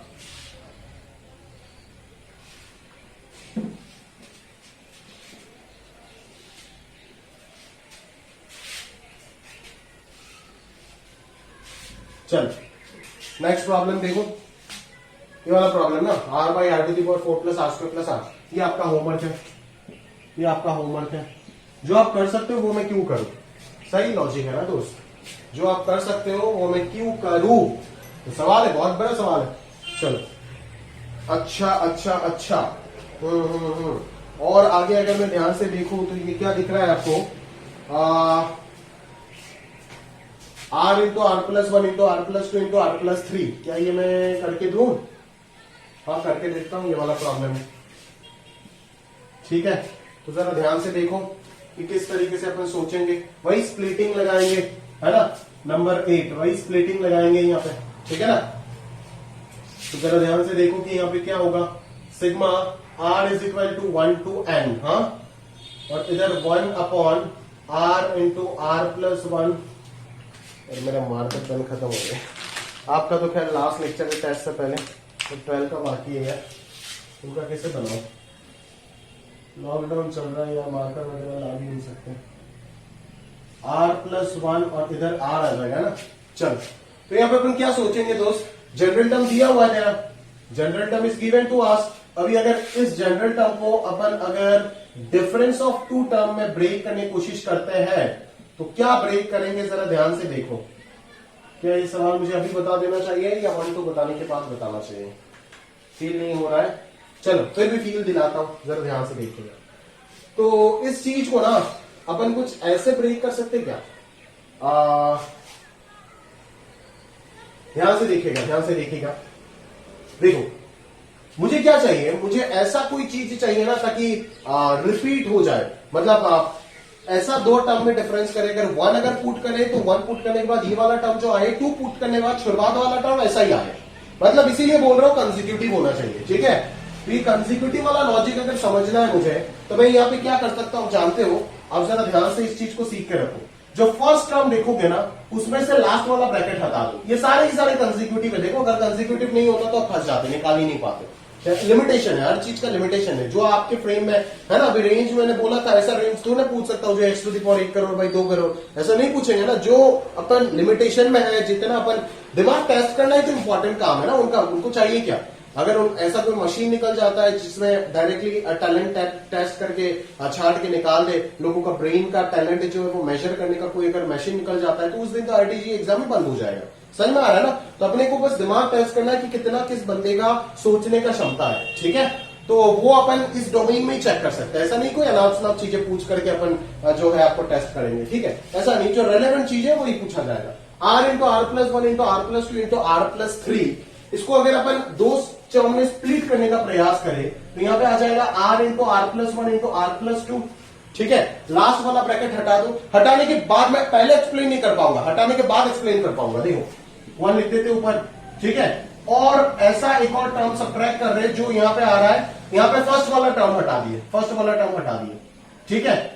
तो देखो, तो अभी अभी अभी अभी ध्यान से देखो, अभी फायदा क्या होने वाला है। जब मैं दोनों का एलसीएम लूंगा तो नीचे तो r into R plus 1 into R plus 2 into R plus 3 आ जाएगा, ठीक है। और ऊपर क्या आएगा, r प्लस 3 माइनस r आएगा जो कि 3 हो जाएगा। तो एक 3 का ही तो एडजस्टमेंट चाहिए था, तो वो तो मैं मल्टीप्लाई डिवाइड करके आराम से एडजस्ट कर सकता हूं, उसमें तो कोई दिक्कत वाली बात नहीं है। समझ में आ रहा है ना। बस बाहर यहाँ पे क्या आ जाएगा, एक 1/3 आ जाएगा ना, क्योंकि अगर मैं इसको ऐसे एलसीएम लेकर के वापस लिखता हूं तो ऊपर 3 आएगा, तो ये 3 कैंसिल होगा, तभी तो ये चीज इसके इक्वल आएगा ना। मैं बीच में इक्वालिटी साइन लिख रहा हूं तो 1/3 बाहर लगाना पड़ेगा फॉर एडजस्टमेंट, ठीक है। बट मैंने इस तरीके से लास्ट ब्रैकेट इधर से हटाया, इधर से फर्स्ट वाला टर्म हटाया। ऐसा क्यों, क्योंकि अगर r का वैल्यू में 1 पुट करूं तो देखिए 1 इंटू 2 इंटू 3 आएगा, ये 2 इंटू 3 इंटू 4 आएगा। फिर जब मैं r का वैल्यू 2 पुट करूंगा तो ये 2 इंटू 3 इंटू 4 आ जाएगा, जो कि पहले वाले ब्रैकेट पे माइनस में था, तो कैंसिल आउट हो जाएगा। समझ में आ रहा है ना। तो वो चीज दिमाग में रख के, ये स्प्लिटिंग का बेस्ट प्रॉब्लम हो सकता है, ठीक है ना। वो चीज अपन दिमाग में रख करके अकॉर्डिंगली सोचने का कोशिश करेंगे। समझ में आ रहा है ना, क्लियर है। तो वो चीज अकॉर्डिंगली अपन दिमाग में रख करके ये सारी चीज सोचने वाले, ठीक है। तो आराम से ये स्प्लिट हो गया। अभी ये चीज दोनों इक्वल लिखा हुआ है और ये स्प्लिट भी हो चुका है, बट स्प्लिट हुआ है इन सच ए वे। देखो यहाँ पे अगर मैं इसको लिख देता हूं VR, तो ये VR माइनस 1 है, बिल्कुल। r के जगह पे अगर मैं r माइनस 1 डाल देता हूं तो ये वाला टर्म मिल जाएगा। देखिए ना, एग्जैक्टली ये वही फॉर्मेट है, ठीक है। बट इसको सोचना कैसे है, अगर डिनोमिनेटर में इस तरीके का चीज दिख गया, क्वेश्चन नंबर 2 पे भी अकॉर्डिंगली सेम मेथड से अपन सोचेंगे, ठीक है ना। तो यहाँ पे भी अपन ऐसे ही चीजों को निपटा सकते हैं। क्लियर है, समझ आ रहा है मेरी बात, पक्का। चलो आगे देखते हैं, आगे देखते हैं दोस्त, आगे देखते हैं। तो ये SN जो हो जाएगा वो तेरा क्या हो जाएगा, बोल SN क्या हो जाएगा, फटाफट फटाफट। SN क्या हो जाएगा, SN हो जाएगा sigma TR, R varies from 1 से लेकर के n तक। तो अगर मैं 1 पुट करूं तो सब 1/3 तो बाहर आएगा, 1 पुट करूं तो ये 1 into 2 into 3 minus 2 into 3 into 4 plus 2 डालो, 2 into 3 into 4 minus 3 into 4 into 5। ऐसे रामायण चलाओ, n टर्म जो आएगा उसको लिख दो, n into n plus 1 into n plus 2 minus 1 divided by n plus 1 into n plus 2 into n plus 3 हो जाएगा। क्लियर है क्या, समझ आ रहा है मेरी बात, पक्का। अभी कैंसिलेशन शुरू करें, चलो। ये गया इसके साथ, ये गया इसके साथ, ये गया उसके पहले वाले के साथ, तो इधर ये बचेगा, इधर ये बचेगा, दैट इज ये 1/3 हो जाएगा, ये 1/6 हो जाएगा, minus 1/n into n plus 1 into n plus 3 हो जाएगा। समझ में आ रहा है ना। तो दिस इज योर SN, ठीक है। और अगर आपको कोई S इंफिनिटी निकालने को बोले तो अपन क्या बोलेंगे, S इंफिनिटी विल बी यहाँ पे क्या आ जाएगा, n की जगह पे इंफिनिटी आ जाएगा, और कुछ करने का जरूरत ही नहीं है। तो यहाँ पे infinity into infinity plus 1 into infinity plus 3, तो ये इतने बड़े बड़े इंफिनिटी का प्रोडक्ट तो इंफिनिटी आएगा, तो 1 अपॉन इंफिनिटी, ये पूरा पूरा चीज 0 हो जाएगा, ठीक है। और यहाँ पे 1/3 इंटू 1/8 सॉरी 1/3 इंटू 1/6 क्या आ जाएगा 1/18, तो एस इंफिनिटी ये आ जाएगा और एस एन आपका ये रहेगा। क्लियर है? तो इनफाइनाइट समीशन भी निकाल दिया और nth टर्म तक भी सम निकाल दिया, ठीक है। और अगर nth टर्म तक निकाल दी तो n का वैल्यू कुछ भी पुट करोगे तो किसी भी टर्म तक समीशन आप बता सकते हो। और अगर कोई भी टर्म बताना है एग्जैक्टली कोई भी टर्म, तो आप टीआर वाला एक्सप्रेशन में आर का वैल्यू, अगर मैं मान लो मैंने बोला कि 167 टर्म ऑफ दिस सीरीज क्या होगा, तो यहाँ पे आर का वैल्यू 167 पुट कर दे, आंसर आ जाएगा। क्लियर है? तो उस तरीके से अपन जो है अपना थॉट जो है जनरेट करेंगे। क्लियर है? समझ आ रहा है? चलो, तो यहां पे एक थॉट हमें मिल गया, बराबर, यहां पे एक थॉट हमें मिल गया। अगर यहां पे हमें एक थॉट मिल गया है दोस्त, तो देख देख देख, ये सवाल तो तेरा होमवर्क बनता ही है ना। ये अगर होमवर्क नहीं बना तो कैसे होगा? अगर ये मैंने करके दिया तो ये तो होमवर्क बनना ही चाहिए। समझ में आ रहा है ना? खुद से करेगा तभी तो सीख पाएगा। चल, ये अगर तेरा होमवर्क बन रहा है तो ये वाला मैं बता देता हूं, ठीक है। सिमिलर पैटर्न है बट बता तो देता हूं मैं, ठीक है। नंबर 1 जरा ध्यान से देख, समझ आ रहा है क्या? क्लियर है? तो कैसे देखिएगा सर? नंबर 1 एसएन का वैल्यू देख पहले क्या आएगा, 1 into 4 into 7 into 10 plus 4 7 10 13 plus 7 10 13 16 up to nth terms. बन रहा है नहीं बन रहा है? अप टू nth टर्म्स, ठीक है। अच्छा, सबसे पहले अपन जो है क्या करेंगे, टीआर लिखेंगे, जनरल टर्म लिखेंगे, उसके बाद स्प्लिटिंग करके सॉल्व कर देंगे, चीजों को निपटा देंगे। क्लियर है क्या? चलो, तो टीआर लिख देते सबसे पहले। टीआर क्या आ जाएगा, ये देखो 1 4 7 चल रहा है, तो इसका जनरल टर्म लिखना भाई, क्या दिक्कत है?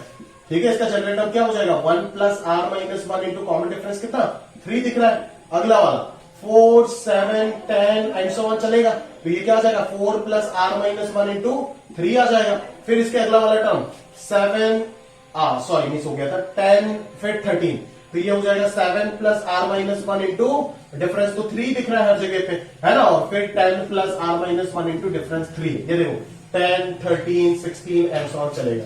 तो ये चारों चीज रिपीट हो रहा है और चारों के चारों अरिथमेटिक प्रोग्रेशन में है। तो ये क्या बन रहा है, ये 3r माइनस 2 बन रहा है। अगला वाला 3r प्लस 1 बन रहा है। उसके अगला वाला 3r प्लस 4 बन रहा है। उसके अगला वाला 3r प्लस 10 माइनस 3 कितना बनेगा भाई 7 बन रहा है। क्लियर है? समझ में आ रहा है? तो इसको जब मैं स्प्लिट करने जाऊंगा, इसको जब अपन स्प्लिट करने जाएंगे तो सीन जो है वो किस तरीके से बनेगा, इसको अगर मैं स्प्लिट करने गया, दो डिफरेंट टर्म में स्प्लिट करूंगा तो क्या क्या बन पाएगा, जरा ध्यान से आप समझ पा रहे हो? वही चीज लगाएंगे जो यहां पे अभी भी सोचे थे। समझ में आ रहा है ना? ये क्वेश्चन आपको स्प्लिटिंग का एक और अलग सा फील देता है, ठीक है। आप क्या करोगे, वी आर माइनस 1 कैसे बनाओगे, लास्ट का लास्ट और फर्स्ट का फर्स्ट, मतलब दो टर्म में। समझ में आ रहा है ना? तो यहां से अपन क्या करते हैं ना, एग्जैक्टली जरा ध्यान समझिएगा कि इस जगह पे तो डिनोमिनेटर है, इसीलिए अपन एक ब्रैकेट जो है ना उसको छुपा दिए थे, ठीक है। क्योंकि एलसीएम होने के बाद वो ब्रैकेट तो ऐसे ही आ जाएगा हमारे पास। मान लो यहां पे अपन ने r+3 को हटा दिया और अगले वाले पे r+3 को लेके आ गया, ठीक है ना, r को हटा दिया, ठीक है। तो जब एलसीएम होगा तो r और r+3 तो दोनों आ जाएगा, कोई फर्क नहीं पड़ेगा। बट यहां पे अगर अपन हटा देंगे तो दिक्कत हो जाएगा ना दोस्त। अगर यहां पे हटा देंगे 3r+7 और अगले वाले पे डिफरेंस वाले पे इस चीज को हटा देंगे, तो ये जब आप दोनों को मर्ज करके लिखोगे तो ये दोनों आएगा किधर से? अभी तो एलसीएम होने का कोई चांस नहीं है ना।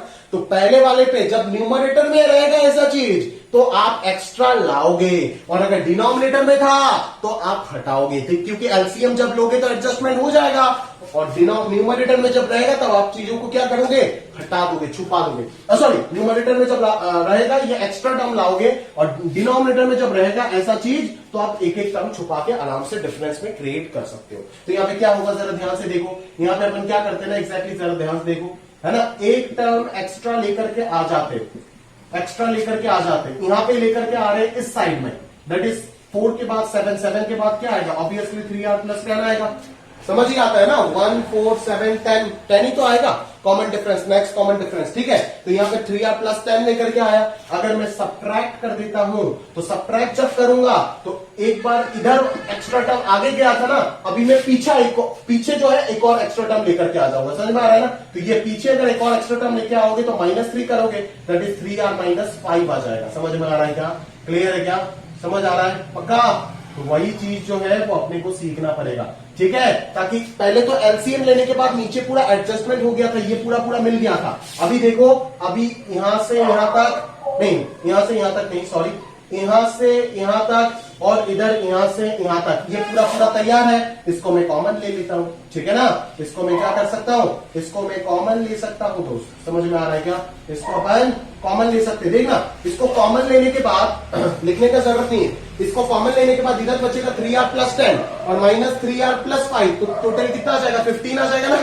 ठीक है, तो बस 15 का कमी है, तो मैं न्यूमरेटर में डिनोमिनेटर में 15 से 1/15 लगा देता हूं, काम खत्म हो जाएगा। समझ में आ रहा है क्या?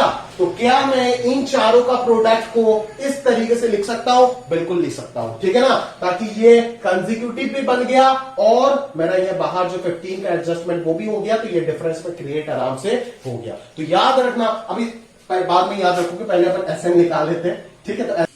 तो आपका एसएन बराबर क्या हो जाएगा, एसएन इक्वल टू, इधर अगर मैं ध्यान से देखूं तो सिग्मा टी आर बराबर 1 से लेकर के एन तक। तो टी आर आप पुट कर दो यहाँ पे, फिर R equal to 1 to n एक एक करके पुट करके जो आंसर मिलता जाएगा। तो बेसिकली देखो यहाँ पे आर का वैल्यू एक एक करके पुट ना करके भी आप डायरेक्टली ऐसे कर सकते हो ना, काम और छोटा कर सकते हो, कैलकुलेशन और रिड्यूस कर सकते हो, बिकॉज आप जानते हो कि ये क्या है, वी आर है, ये वी आर है, और ये चीज जो क्या है, ये वी आर माइनस 1 है। देखो ना, यहाँ पे आर माइनस 1 अगर डालोगे तो ये मिलेगा, यहाँ पे आर माइनस 1 डालोगे ये मिलेगा, यहाँ पे डालो ये मिलेगा। समझ में आ रहा है ना? तो ये चीज क्या है, वी आर माइनस 1 है, समझ आ रहा है ना? तो अभी इस चीज का वैल्यू आप जानते हो क्या है, V1 minus V0 plus V2 minus V1 and so on करते करते Vn माइनस V0 आ जाए। अभी Vn क्या है, Vn हो जाएगा आपका 1/15, ये वाला एक्सप्रेशन है ना Vn, ये वाला एक्सप्रेशन Vr है। तो यहाँ पे R का वैल्यू n पुट कर दू तो ये आ जाएगा 3n minus 2 into 3n plus 1 into 3n plus 4 into 3n plus 7 into 3n plus 10, ठीक है। और माइनस V0 कितना है, V0 हो जाएगा आपका, n का वैल्यू 0 पुट कर दो यहाँ पे, Vn का एक्सप्रेशन में n का वैल्यू 0 पुट कर दो तो ये minus 2 into 1 minus 1 minus 8 minus 56 और माइनस 560, तो ये माइनस माइनस प्लस 560 हो जाएगा। क्लियर है ना? तो ये आ गया आपका ओवरऑल एसएन, ठीक है, ओवरऑल एसएन वाला एक्सप्रेशन। अभी ये टर्म तो कंटिन्यूअसली बढ़ता हुआ जा रहा है ना, तो यहाँ पे इंफिनिटी तक समीशन पॉसिबल नहीं होगा। समझ में आ रहा है ना? तो ये चीज आपको क्लियर होना चाहिए कि एज ये सम कंटिन्यूअसली बढ़ता हुआ जा रहा है तो ये कहीं पे कन्वर्ज नहीं होगा, तो ये समीशन कभी भी इंफिनिटी पे पहुंच नहीं पाएगा, मतलब ये इनफाइनाइट समीशन पॉसिबल नहीं होगा, ये एनएट टर्म तक ही निकालना पड़ेगा, दैट इज फाइनाइट समीशन होगा। क्लियर है? समझ आ रहा है ना? तो 1 भी अपन बता दिए, अभी आगे चलते हैं, और क्वेश्चन है, ठीक है। तो चलो हमारा नेक्स्ट पार्ट में अपन बढ़ते हैं और देखते हैं कि वो क्या समझाने का प्रयास कर रहा है, जरा ध्यान से देखिएगा। हाँ, next problem number 10, factorial notation. जिनको पता नहीं है अभी तक वो ये प्रॉब्लम छोड़ सकते हो, और जिनको पता है वो ये प्रॉब्लम आप आराम से कर सकते हो, ठीक है। ये हो जाएगा आपका r divided by r plus 1 का फैक्टोरियल, ठीक है।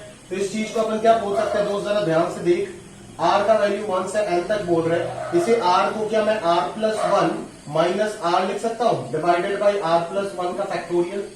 जरा सोचिएगा तो क्या इस तरीके से लिख सकता हूं क्या? बिल्कुल लिख सकता हूं। सॉरी r प्लस 1 माइनस 1 होगा, ठीक है ना, इस तरीके से आराम से लिख सकते हैं। अभी मैं स्प्लिटिंग कर रहा हूं तो ये डिफरेंस क्रिएट करना था तो ऊपर कर दिए डिफरेंस क्रिएट, तो अभी आप क्या करो, r plus 1 by r plus 1 factorial आ गया यहाँ पे, ठीक है, और minus 1 divided by r plus 1 factorial आ गया, ठीक है ना।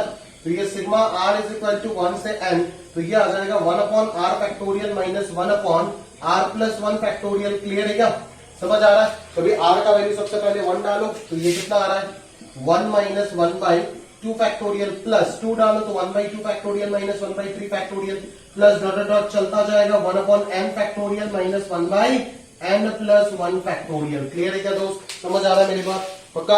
आगे बढ़ते हैं। तो ये कैंसिल होता क्या, हो रहा है ना, चीजें कैंसिल हो रहा है, नहीं हो रहा है, बराबर हो रहा है, ये कैंसिल हुआ, देखो ये भी कैंसिल होता जा रहा है, ये भी पहले वाले के साथ कैंसिल होगा, तो आंसर क्या आ जाएगा, 1 माइनस 1 बाई n प्लस 1 का फैक्टोरियल। समझ में आ रहा है ना? क्लियर है? क्योंकि r प्लस 1 फैक्टोरियल को आप लिख सकते हो ना r plus 1 into r factorial, ठीक है, यही फैक्टोरियल का एप्लीकेशन है, बस होता गया। फिर r का वैल्यू पुट करके स्प्लिट कर दिया, है ना। ये देखो, इसको अगर मैं वी आर बोलता हूं तो ये है आपका वी आर माइनस वन। तो हमेशा वी आर माइनस वन होना ही जरूरी नहीं है, V R minus one minus V R भी हो सकता है। ये कॉमन लेने, माइनस कॉमन लेने से आंसर आ जाएगा। क्लियर है, समझ आ रहा है ना। तो किसी भी तरीके से अपन सॉल्व कर सकते हैं, बस कंसेक्यूटिव होना चाहिए, वी आर और वी आर प्लस वन या फिर वी आर और वी आर माइनस वन। ठीक है, क्लियर है, समझ आ रहा है ना। तो ये पूरा स्प्लिटिंग का टेक्निक मैंने आपको बता दिया। तो याद रखना, ये सवाल आपको एक नया चीज सिखा के जा रहा है स्प्लिटिंग में। बाकी एक सिमिलर पैटर्न में था, ये एक अलग पैटर्न में आपको मिला। दोनों पे स्प्लिटिंग लगा, बट एक जगह पे थोड़ा सा अलग चीज अपने को सोचना पड़ा, है ना। किस तरीके से हम डिनोमिनेटर में एडजस्टमेंट कर रहे हैं, एक टर्म को छुपा के एक टर्म पे रख के, है ना। आप समझ जाना, डिनोमिनेटर में जब भी ऐसे आएगा बड़े बड़े चीज, तो एक टर्म को आपको छुपाना पड़ेगा, एक टर्म को आपको रखना पड़ेगा, है ना। ये सारे जो भी ट्रिक्स मैंने आपको बताया याद रखिएगा। और इस वाले पे आपको एक्स्ट्रा एक टर्म लाना पड़ा और एक्स्ट्रा एक टर्म छुपाना पड़ा, है ना। मतलब छुपाना नहीं पड़ा, एक्स्ट्रा एक टर्म आपको इधर लाना पड़ा, और वी एन माइनस वन, जो आर माइनस वन वाला चीज था जिसको आपने सब्ट्रैक्ट कर रखे हो, उसको आपने पहले वाले एक टर्म फैक्टर से इंट्रोड्यूस कराया, ताकि उसका फायदा क्या हुआ कि एक 15 का फैक्टर आया, जो कांस्टेंट फैक्टर को आप आराम से एडजस्टमेंट कर सकते हो। बट जो सबसे बड़ा फायदा है वो क्या हुआ कि ये डिफरेंस क्रिएट हो गया और कैंसिल होने के लिए तैयार हो गया। समझ आ रहा है ना, क्लियर है। चलो आगे बढ़ते हैं, 10 तक तो हो गया बातचीत, आगे बढ़ते हैं। 11 अच्छा, 11 क्या मैं बोलूं? बिल्कुल नहीं। अगर मैंने 1 करके दिया तो 11 आपसे बनना चाहिए, है ना। ये दोनों सिमिलर है। 1 और 11 एक पैटर्न आपको सिखाता है, 2 और 10 मिलकर के आपको पैटर्न सिखाता है। तो ये मैंने करके दिया, ये मैंने करके दिया, तो ये दोनों तो आपका होमवर्क बनता है ना। क्लियर है, चलो आगे बढ़ते हैं, नेक्स्ट प्रॉब्लम में चलते हैं। नंबर 12 करके देता हूं। चलो नंबर 12 नेक्स्ट प्रॉब्लम में बढ़ते हैं, आगे बढ़ते। चलो, मार्कर पेन का दिक्कत हो रहा है नहीं,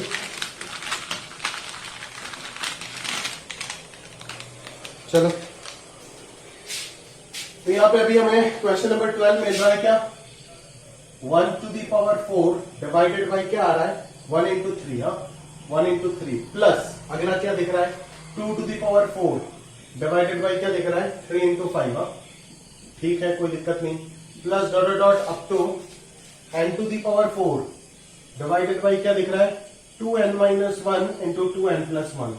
ये भी एक ट्रिकी और अच्छा क्वेश्चन है, जरा ध्यान से देखो। यहाँ पे जो जनरल टर्म होगा वो क्या होगा, जरा ध्यान से बोलो तो जनरल टर्म क्या होगा, यहाँ पे TR हो जाएगा 1 2 3 to the power 4, that is ये R to the power 4 आ जाएगा, है ना। यहाँ पे 1 3 up to 2n minus 1, that is यहाँ पे देख के पता चल रहा है 2R plus 1 होगा, 1 plus R minus 1 into common difference 2। और नेक्स्ट वाला दिख रहा है 3 5 ऐसे जा रहा है, तो ये 2R plus 1 हो जाएगा, ठीक है ना। तो अगर मैं तरीके से देखूं तो ये चीज क्या है, ये चीज है आपका 4R square minus 1। मैंने मल्टीप्लाई कर दिया इसलिए क्योंकि यहाँ पे जो डिफरेंस क्रिएट हो रहा है वो 2 का आ रहा है, बट ऊपर R to the power 4 है, तो अभी आप फंस गए। अगर ऊपर कांस्टेंट होता तो आप आराम से कर लेते, ठीक है ना। और ऐसे आप किए भी हो, ये वाले प्रॉब्लम है, ये देखो 4 वाले प्रॉब्लम में किए हो जहां पे ऊपर कांस्टेंट था, बट अब की बार ऊपर वेरिएबल हो गया, तो क्या करोगे, क्या सोचोगे, प्रॉपरली ध्यान से बोलो मेरे को, क्या सोचोगे अकॉर्डिंगली।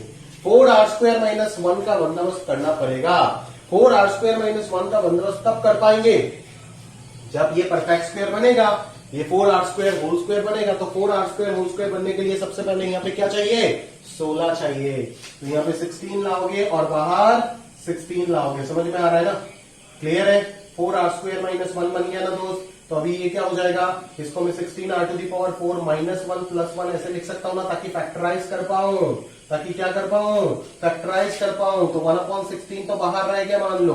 अभी 16R to the power 4 minus 1 को क्या लिख सकते हैं, 4R square plus 1 into 4R square minus 1। ये सारे टेक्निक सीखना पड़ेगा, इसी को बोलते हैं पार्शियल फ्रैक्शन वगैरह, यही सब अपन सोच सोच के करते हैं, ठीक है ना।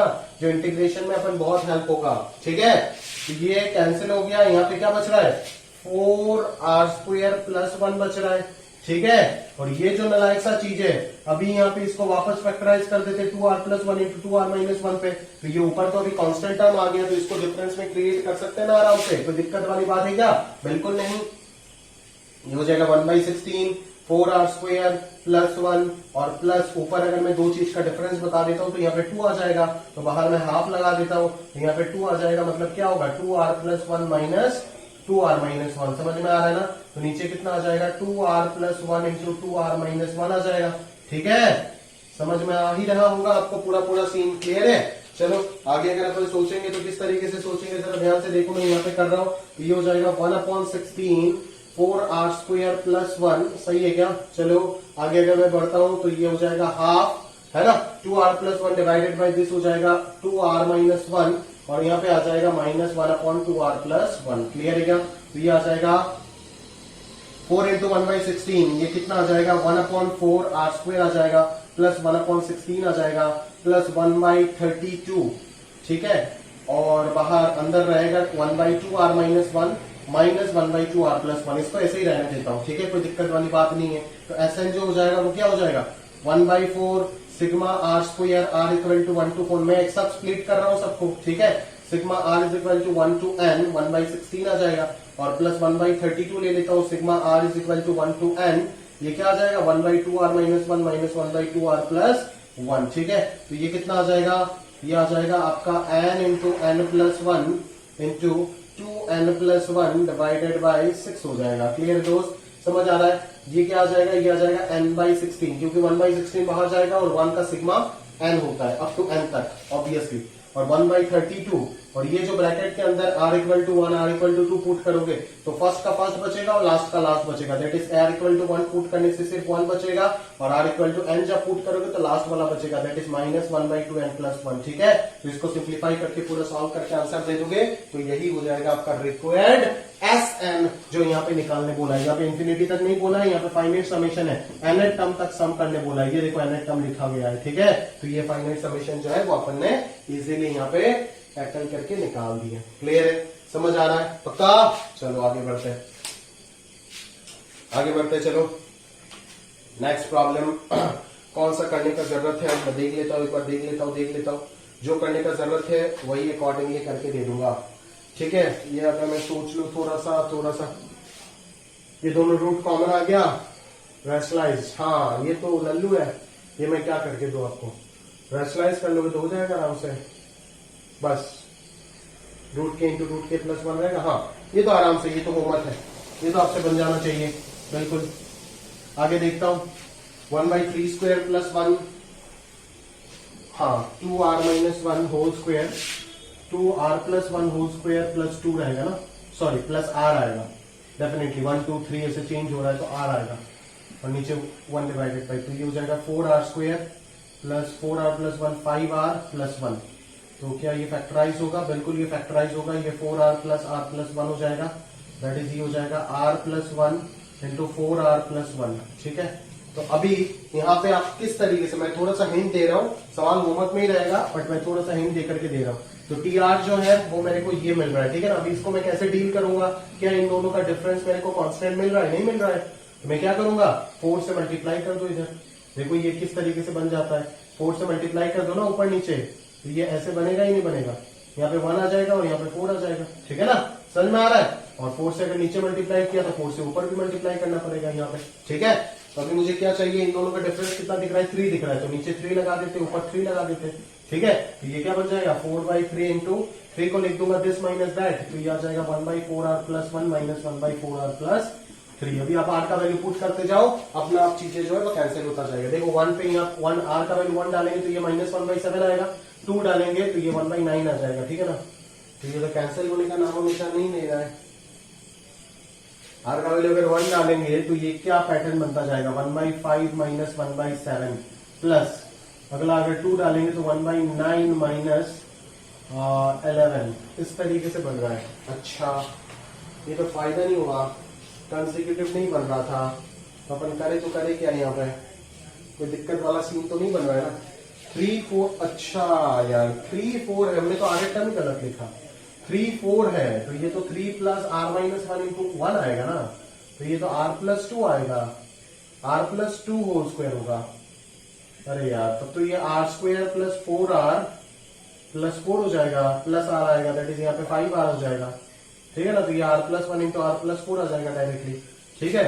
ये सिंप्लीफाई होकर के इधर क्या बनेगा, r plus 1 into r plus 4 अगर है, इधर 1/3 लगा देते हैं तो ये 1/r प्लस 1 और माइनस r प्लस 4 ऐसे आ जाएगा। अभी अगर r का वैल्यू 1 डाले तो 1 माइनस 1/5 प्लस r का वैल्यू अगर 2 डाले तो 1/3 माइनस 1/5, ये बनेगा ना टी आर, ये आएगा टी आर। अभी यहाँ पे अगर मैं खोलू इसको, आर का वैल्यू पुट करके अगर मैं इसको ओपन करता जाऊं तो ये क्या बन रहा है एक बार देखना जरूरी है ना, ये चीज क्या बन रहा है एक बार देखना जरूरी है अपने को, ठीक है। तो आर का वैल्यू अगर मैं पुट करके ब्रेक करता जाऊं तो 1 माइनस 1/5 आएगा, फिर 1/2 अगर डालोगे, सॉरी 1 अगर डालेंगे तो भी तो 1/2 माइनस 1/5 आएगा, 2 डालेंगे तो 1/3 माइनस 1/6 आएगा, 3 डालेंगे तो 3 डालेंगे तो क्या होगा, 3 डालेंगे तो 1/4 माइनस 1/7 आएगा, 4 डालेंगे तो क्या होगा 1/5 माइनस अच्छा 3 डालेंगे तो 1/5 माइनस 1/7 दिख रहा है, सॉरी 4 डालेंगे तो ये 8 आएगा, फिर 5 डालेंगे तो ये 1/6 माइनस 1/9, फिर 1/7 माइनस 1/10, ऐसा चल रहा है। तो देखो ये टर्म और ये टर्म बच गया, यहां से कैंसलेशन, फोर्थ टर्म से कैंसलेशन चालू हुआ, देख पा रहे हो आप, ये 1/8 1/9 ये सब कुछ आगे कैंसिल होने वाला है, ठीक है। तो फर्स्ट थ्री ब्रैकेट का अगर 3 टर्म यहाँ पे बच जाता है तो लास्ट 3 ब्रैकेट का भी 3 टर्म बचेगा, और वो कौन सा बचेगा, सेकंड वाला टर्म बचेगा, दैट इज इसी सीरीज का जो n-2 n-1 और nth टर्म होगा, ये जो 3 ब्रैकेट आएगा, इन 3 ब्रैकेट में पहला वाला तो कैंसिल हो जाएगा बट आखिरी तीनों की तीनों बच जाएगा, समझ में आ रहा है ना।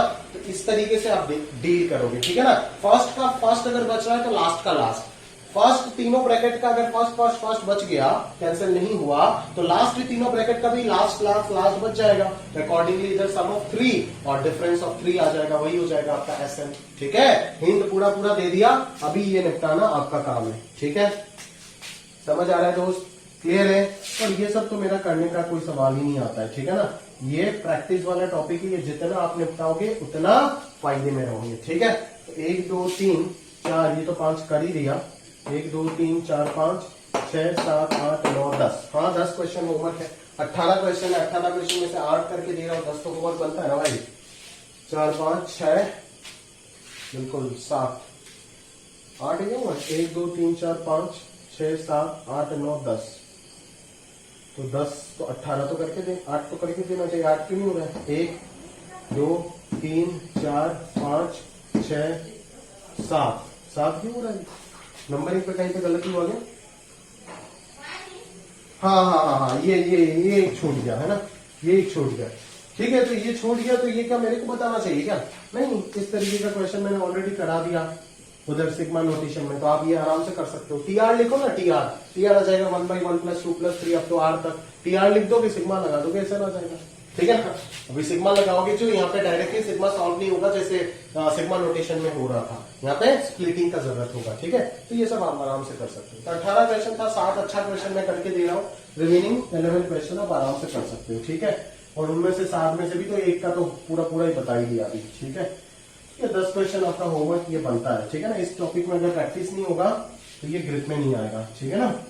तो चलो, जो भी होमवर्क है पूरा चैप्टर का, उसका पूरा सॉल्यूशन मेरे तक पहुंचना चाहिए, याद रहे। आखिरी क्वेश्चन देख लेते, बहुत ही अच्छा क्वेश्चन है ना। एक चैलेंज की तरह अगर लेना चाहते हो तो वीडियो को पॉज करो और इस क्वेश्चन को बना करके दिखाओ, ठीक है। भले ही एक ऑटो क्वेश्चन करके अब इस क्वेश्चन को बना करके दिखाओ, इसका सॉल्यूशन मत देखना, ठीक है। अगर खुद को चैलेंज करना चाहते हो, ठीक है। अभी इतना भी डिफिकल्ट क्वेश्चन नहीं है, एकदम आप बना भी सकते हो, बट फिर भी अगर खुद को प्रॉपर चैलेंज करना चाहते हो, वाकई अगर सही से सीखना चाहते हो तो ये पॉज करके एक बार ट्राई करके देखो, ठीक है। चलो, तो मैं आपको बताता हूँ कि यहाँ पे टीआर क्या होगा, जरा ध्यान से देखना। यहाँ पे बच्चे फंसते हैं बहुत बुरी तरीके से। न्यूमरेटर तो 1 2 3 4 आर तक चलेगा, ये तो समझ ही आ रहा है। और डिनोमिनेटर जो कैसे चलेगा देखो, 1 × 4। सेकेंड टर्म जो है, सेकेंड टर्म में नीचे 3 है, थर्ड टर्म में नीचे कितना है, 4 है, तो rth टर्म में यहाँ पे टोटल कितना आएगा, r+1 होगा, ठीक है ना।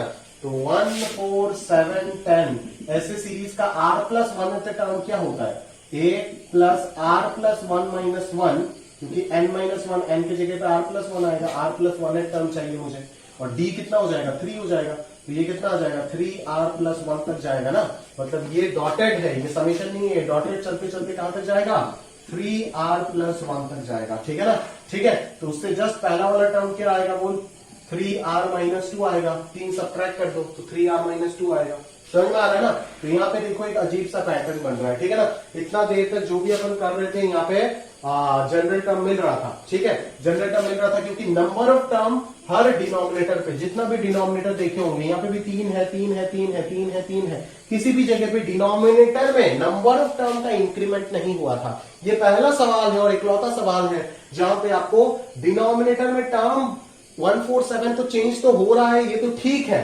इस तरीके से यहाँ पे भी देखो 5 है, 5 है, 5 है, बट ऐसा नहीं हुआ था कि यहाँ पे 2 है, यहाँ पे 3 है, यहाँ पे 4 है, ये भी इंक्रीज होता जा रहा है। ऐसा पैटर्न आपको पहला बार मिला है, समझ में आ रहा है ना? क्लियर है? तो इसको भी मैं स्प्लिटिंग से निपटा सकता हूं, जरा ध्यान से देखिएगा, ठीक है? स्प्लिटिंग का इतना ज्यादा पावर है, जरा ध्यान से देखिए तो आराम से समझ जाएंगे चीजों को, ठीक है?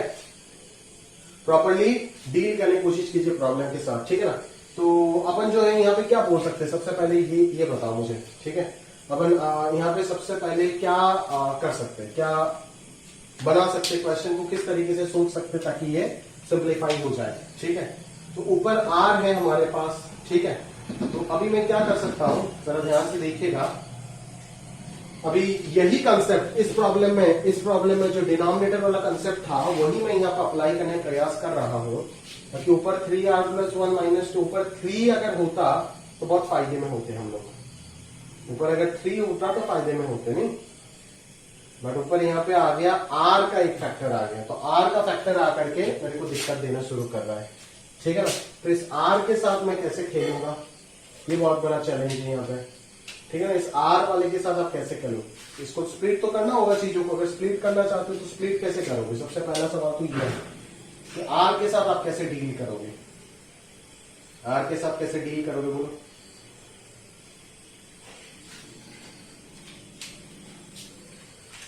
आर को अगर मैं ध्यान से देखूं तो इन दोनों का अगर मैं सब्ट्रैक्शन ले लेता हूं तो मेरे पास 3 आ जाएगा, बट ऊपर तो 3 नहीं है, ठीक है?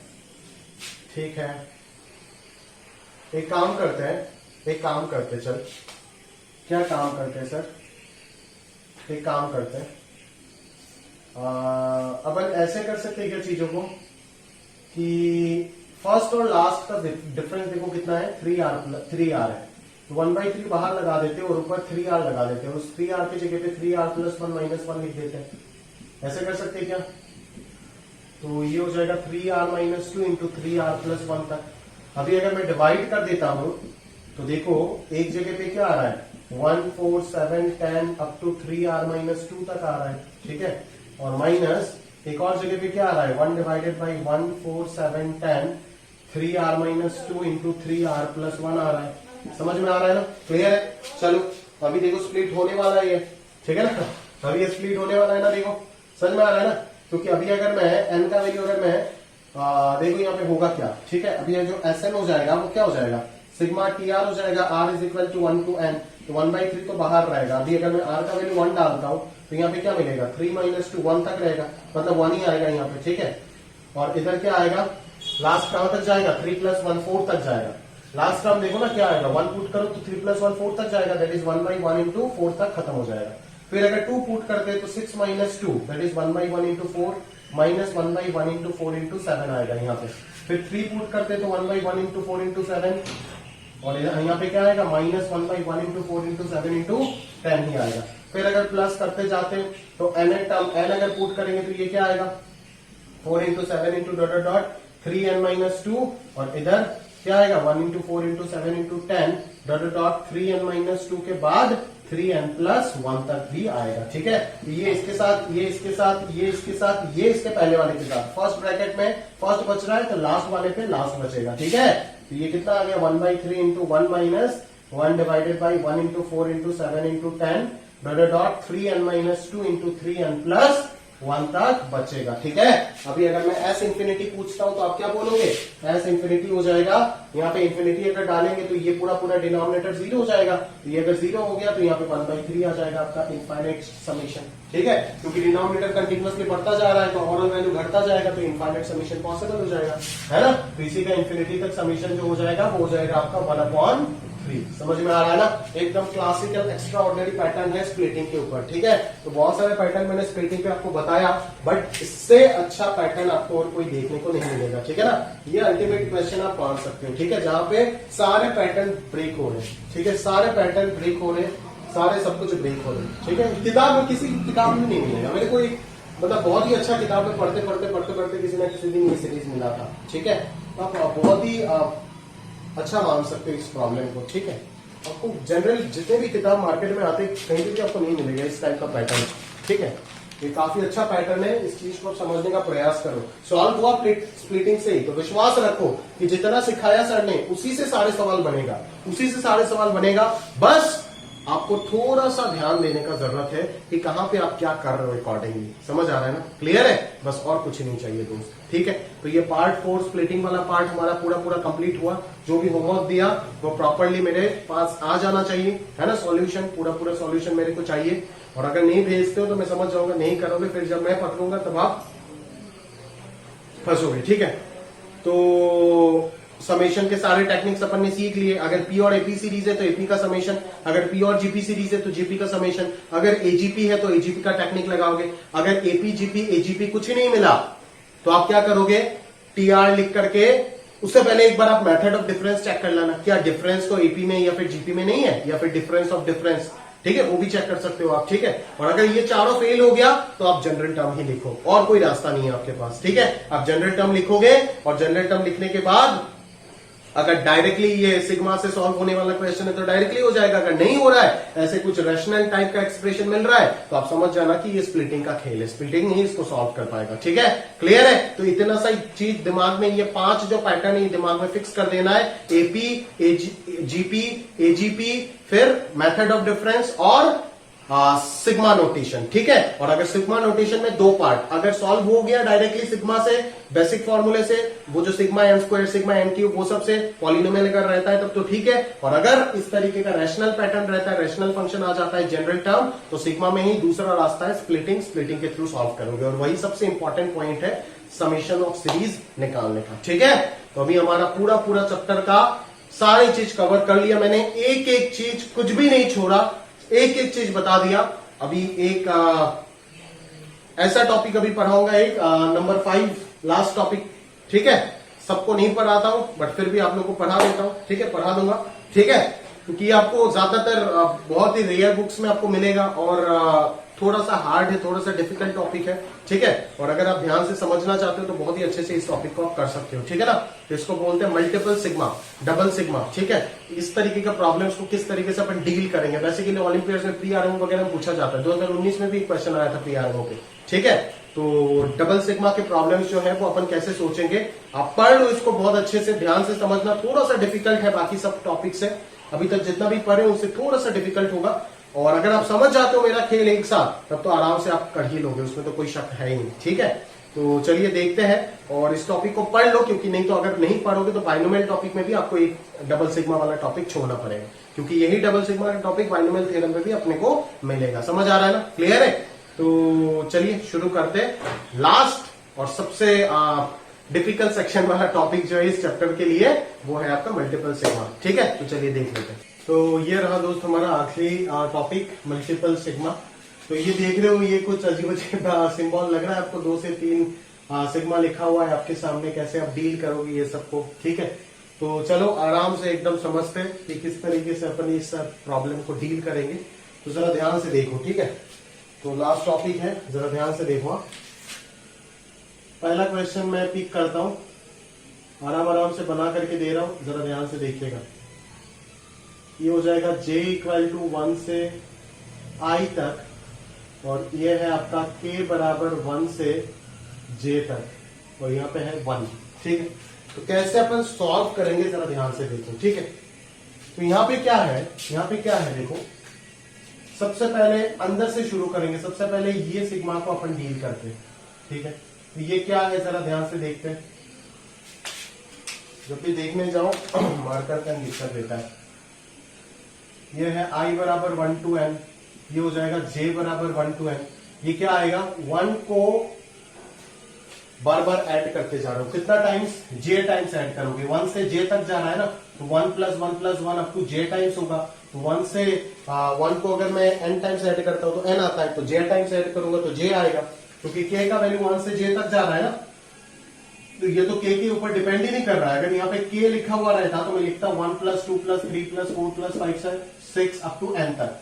बट एज यहाँ पे 1 लिखा हुआ है तो मुझे यही लिखना पड़ेगा 1 + 1 + 1 up to j times, because ऊपर जो लिमिट जहां पे खत्म हो रहा है वही तो आएगा ना यहाँ पे। समझ आ रहा है ना? तो ये हो जाएगा i बराबर 1 से n, ये बन जाएगा j बराबर 1 से n, और ये आ जाएगा 1 से j तक। ठीक है ना, j टाइम्स हो जाएगा, ये j बन जाएगा। अभी देखो क्या लिखा गया है, j का वैल्यू 1 से n तक, j का वैल्यू 1 से n तक। ठीक है, तो ये 1 से n तक अगर है तो ये क्या हो जाएगा 1 + 2 + 3 + ... अप टू n तक हो जाएगा। समझ में आ रहा है ना? j का वैल्यू 1 से n तक, और सबको सिग्मा है तो समेशन कर दो। ठीक है, तो ये कितना आ रहा है, सॉरी 1 से n तक नहीं होगा, ये क्या है i लिखा हुआ है ना, यही तो मैं गलती कर रहा हूं। ये क्या है i लिखा हुआ है, तो ये i तक होगा। तो अगर ये i तक है तो ये i × i + 1/2 हो जाएगा ना। समझ में आ रहा है समेशन? तो अभी अगर मैं इसको ब्रेक करता हूं तो ये क्या आ जाएगा, सिग्मा i = 1 से n i², और बाहर हाफ आ जाएगा मान लो। ठीक है, और इधर एक और टर्म स्प्लिट होकर के आएगा ना, sigma i = 1 to m i × 1 i आएगा। ठीक है, तो अभी अगर i का वैल्यू 1 से n तक है तो ये क्या है सिग्मा, ये कौन सा समीशन है 1² + 2² अप टू n² तक का समीशन है ना ये। समझ में आ रहा है? और साथ वाला ये किसका समीशन है 1 + 2 + 3 अप टू n तक का समीशन है। समझ में आ रहा है ना? तो ये दोनों समीशन आपको पता है, आराम से वैल्यू पुट करो, आंसर निकालो। क्लियर है? तो यहाँ पे क्या है, यहाँ पे जो प्रॉब्लम है, ये सारे प्रॉब्लम में i j k कोई भी एक दूसरे के ऊपर डिपेंड नहीं कर रहा था, दैट इज ये एक दूसरे के ऊपर इंडिपेंडेंट है। ठीक है ना, ये जो सीन है यहाँ पे i j k all 3 are independent to each other, कोई किसके ऊपर डिपेंड नहीं कर रहा है। बट जब डिपेंडेंट प्रॉब्लम आ जाता है, जैसे इस टाइप ऑफ प्रॉब्लम है, तो यहाँ पे बच्चा का सर घूमता है। ठीक है, ये क्या है चीज, ऐसा वेरिएबल लिमिट्स आपको कैलकुलस में भी देखने को मिलेगा। ठीक है ना, तो आप थोड़ा सा तैयार हो जाओ उसके लिए। ठीक है, तो ये प्रॉब्लम तो आप नोट कर लो, ये तो सिंपल प्रॉब्लम था, जस्ट सिंपल एप्लीकेशन है। ठीक है, अगले प्रॉब्लम पे चलते हैं, और उधर क्या लिखा गया है जरा ध्यान से देखते हैं। ठीक है, तो अगर तीनों की तीनों इंडिपेंडेंट है एकदम, यहाँ पे अगर मान लो 1 की जगह पे i × j × k भी अगर लिखा हुआ रहता तो मैं डायरेक्टली इसको ब्रेक करता। ठीक है, समझ में आ रहा है ना? तो आप ध्यान से देखो जरा कि इस प्रॉब्लम को अगर मुझे डील करना है तो मैं क्या करूंगा, i का वैल्यू 1 से n तक, फिर j का वैल्यू 1 से n तक। अभी लिमिट मतलब एक्सट्रीम लिमिट सारे जगह पे सेम है। ठीक है, तो सबसे पहले अगर मैं अंदर वाला सिग्मा को सॉल्व करने जाऊं तो अंदर वाला सिग्मा क्या बोल रहा है, वही चीज k का वैल्यू 1 से n तक, 1 का समीशन कितना आ जाएगा n आ जाएगा। पहले j तक था तो j आया था, अभी n तक है तो n आ जाएगा। ठीक है ना, तो यहाँ पे क्या आएगा, ये n हो जाएगा। ठीक है, अभी ये n ये सारा तो डिपेंड ही नहीं कर रहा है j के ऊपर। ठीक है, तो इस चीज को अपन क्या बोल सकते हैं कि अगर ये डिपेंड नहीं कर रहा है तो इसको बाहर लेकर के आ जाओ, तो यहाँ पे क्या बचेगा, सिग्मा j = 1 से n 1 ही रहेगा। ठीक है, तो इसका वैल्यू वापस क्या आ जाएगा, n आ जाएगा। तो n × n मिलकर के ये क्या हो जाएगा, ये हो जाएगा n²। अभी ये n² भी i के ऊपर तो डिपेंड नहीं कर रहा है। ठीक है ना, तो ये n² भी कांस्टेंट की तरह ट्रीट होगा, तो ये n² को भी बाहर लेकर के आ जाओ। ठीक है, तो यहाँ पे 1 बच जाएगा, और फाइनली इसका आंसर 1 है, तो ये आ जाएगा n³। समझ में आ रहा है ना? क्लियर है? तो ये बेसिकली क्या है, ये इंडिपेंडेंट समेशन है, तो इसको मैं डायरेक्टली ऐसे ब्रेक कर सकता था। ठीक है ना, इसको मैं डायरेक्टली ऐसे ब्रेक कर सकता था। ठीक है, समझ में आ रहा है ना? क्लियर है? इसका आंसर n, ये भी n, तो ये तीनों का प्रोडक्ट क्या हो जाएगा, n³ हो जाएगा। क्लियर है क्या? समझ आ रहा है ना? तो बेसिकली जो सीन क्रिएट हो रहा है वो क्या है, वो सीन ये है कि अगर तीनों के तीनों इंडिपेंडेंट है सर, अगर तीनों के तीनों इंडिपेंडेंट है, ऐसा सीन बन रहा है सर। ठीक है, तो अपन i × j × k जो है, इस चीज को डायरेक्टली ऐसे इंडिविजुअल सिग्मा, i को i वाला दे दो, j को j वाला दे दो, और k को k वाला दे दो। ठीक है, तो इस तरीके का क्वेश्चन अगर मैं पूछ देता हूं तो आप बोलोगे अच्छा इंडिपेंडेंट है, कोई किसी के ऊपर डिपेंड नहीं कर रहा है, तो ये तीनों को अलग अलग से सिंपल से स्प्लिट कर दो, और अगर तीनों स्प्लिट हो जाता है तो ये क्या आ जाएगा, n × n + 1/2 आ जाएगा पहला, दूसरा भी सेम, तीसरा भी सेम, तो आंसर हो जाएगा इसका क्यूब। समझ आ रहा है ना? क्लियर है? पक्का? तो इस प्रकार के इंडिपेंडेंट जो है आईजेके का इंडिपेंडेंट सेटअप जो है वो आप आराम से कर सकते हो। अभी उम्मीद करता कि आप समझ गए होंगे बढ़िया से, ठीक है ना। अगर आप समझ गए तो आप बिल्कुल अच्छे से नोट कर लीजिए और बढ़िया से इसको पढ़ लीजिए। जब भी इंडिपेंडेंट होगा आराम से आप सिग्मा को जो है स्प्लिट कर सकते हो, ठीक है। आई को आई वाला दे दिया, जे को जे वाला, के को के वाला, इसी तरीके से 1 को 1 इंटू 1 इंटू 1 रख के तीनों को एक एक 1 दे दिया, खत्म हुआ, ठीक है ना। समझ आ रहा है। चलो अभी मुद्दे का चीज आएगा, सबसे इंपॉर्टेंट प्रॉब्लम, जहां पे आई जे के सब एक दूसरे के ऊपर डिपेंड होगा। सब एक दूसरे के ऊपर क्या होगा?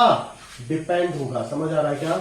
इस प्रॉब्लम को ध्यान से समझिए, इंपॉर्टेंट टास्क है, ठीक है। आई जे के जहां पे एक दूसरे के ऊपर डिपेंड होगा, ठीक है। देख, जैसे सबसे पहले मैं ये प्रॉब्लम करता हूं। ये प्रॉब्लम तो मैंने अभी अभी आपको बता दिया है कि कैसे एग्जैक्टली आपको करना है, तो आप ऑलरेडी ये समझ ही गए होंगे और आप बता ही सकते हो। ज्यादा दिक्कत वाला सीन तो होना नहीं चाहिए, ठीक है ना।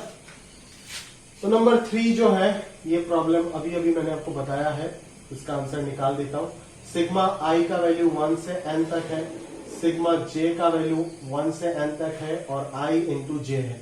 तो इसको आप डायरेक्टली आराम से लिख सकते हो, सिग्मा आई इक्वल टू 1 से n आई तक और इधर सिग्मा जे इक्वल टू 1 से n जे तक। तो ये एक प्रॉब्लम हो गया, ये एक और प्रॉब्लम है, तो इसका आ जाएगा n, ठीक है। सॉरी, ये तो आ जाएगा आपका n into n plus 1/2, n into n plus 1/2 और ये भी n इंटू एन प्लस 1/2, तो ये इसका होल स्क्वायर हो जाएगा, ठीक है ना। ठीक है ना, बेसिकली मतलब इसको क्या लिख सकते हैं, sigma r is equal to 1 to n इसका होल स्क्वायर, ठीक है। ये वही तो है ना, सिग्मा r नेचुरल नंबर का समेशन है, ठीक है। तो ये तो सिंपल प्लेटफॉर्म था जहां पे आई जे के इंडिपेंडेंट था। इंपॉर्टेंट प्रॉब्लम सेटअप आता है प्रॉब्लम नंबर 4 जो है, ठीक है, जो प्री आरएमओ 2019 में भी कॉमन चीज है। ऑलरेडी हम लोग मतलब मैं रेयरली ये पढ़ाता हूँ, हमेशा अगर बच्चा ठीक ठाक है तो पढ़ाता हूँ, अदरवाइज नहीं। तो यहाँ वो 2019 में भी एक सवाल पूछा था यहाँ पे 4 नंबर का, ठीक है। तो इसी प्रॉब्लम सेटअप के ऊपर था, इंडिपेंडेंट वाला डबल सिग्मा के ऊपर था, ठीक है। तो ये जरा ध्यान से देखिएगा, तो ये क्या है, 2 सिग्मा लगा दिया, ठीक है। ये 1 ले दे दिया यहाँ पे और बोल रहा है ये 1 से ऐसे जा रहा है, ठीक है ना, ऐसे जा रहा है, ठीक है। ये आई इंटू जे का सेटअप बन रहा है, ठीक है। तो कैसे अपन इस चीज को डील करेंगे, कैसे सोचेंगे, जरा ध्यान से देखें, है ना। यहाँ पे आई जे एक दूसरे के ऊपर डिपेंड कर रहा है, बिकॉज देखो यहाँ पे क्या हो रहा है कि आई और जे दोनों के दोनों 1 से n के बीच में, दोनों का एक्सट्रीम लिमिट्स पता है, but I is less than J. समझ में आ रहा है ना। तो आई का जो मैक्सिमम वैल्यू है वो मैं क्या ले सकता हूं, जे का जस्ट पहले वाले तक ले सकता हूं। समझ में आ रहा है ना। और जे का जो मिनिमम वैल्यू है वो क्या हो जाएगा, आई प्लस 1 हो जाएगा ना। अगर जे आई से जस्ट बड़ा है, सारे के सारे यहाँ पे इंटीजर का खेल है, नेचुरल नंबर्स का, है ना। तो जे अगर आई से जस्ट बड़ा है तो जे का फर्स्ट वैल्यू क्या आएगा, आई प्लस 1 आएगा और जे का लास्ट वैल्यू आएगा n। यहाँ पे इक्वालिटी नहीं है। अगर यहाँ पे इक्वालिटी होता तो मैं जे का वैल्यू आई भी ले सकता था। समझ में आ रहा है ना। अगर यहाँ पे इक्वालिटी आ जाएगा तो मैं जे का वैल्यू आई भी ले सकता हूं। एज मुझे यहाँ पे क्लियरली दिख रहा है कि j is greater than i but less than equal to n, therefore j should vary from i plus 1 to कहां तक, n तक। समझ में आ रहा है ना। आई प्लस 1 से n तक वेरी करेगा जे, ठीक है। तो चलो एक बार खोल के देखते हैं इसको, है ना। इसको खोलना ही सबसे बड़ा टास्क है, ठीक है। तो चलो जरा एक बार मैं विजुलाइज कराने का कोशिश करता हूं आपको। अगर समझ नहीं आता है तो बताऊंगा, और तरीका है मैं बताऊंगा आपको, ठीक है। सबसे पहले जे को पकड़ो। साला जे क्या बन रहा है, आई प्लस 1 से n तक जा रहा है, तो जे का वैल्यू डालो। जे का सबसे पहला वैल्यू क्या आएगा, जब तक इंटरेस्ट डेवलप होता है ना, साला मार्कर खराब हो जाता है। जे का वैल्यू सबसे पहला वैल्यू क्या आ सकता है, आई प्लस 1। चलो जे का अगला वैल्यू क्या आ सकता है, आई प्लस 2, समझा। चलो जे का अगला वैल्यू क्या आ सकता है, आई प्लस 3, ठीक है। ऐसे चलते चलते चलते चलते जे का सेकंड लास्ट वैल्यू क्या आएगा, आई प्लस एन से पहले, एन तक लास्ट है ना, तो आई प्लस एन माइनस 1 आएगा।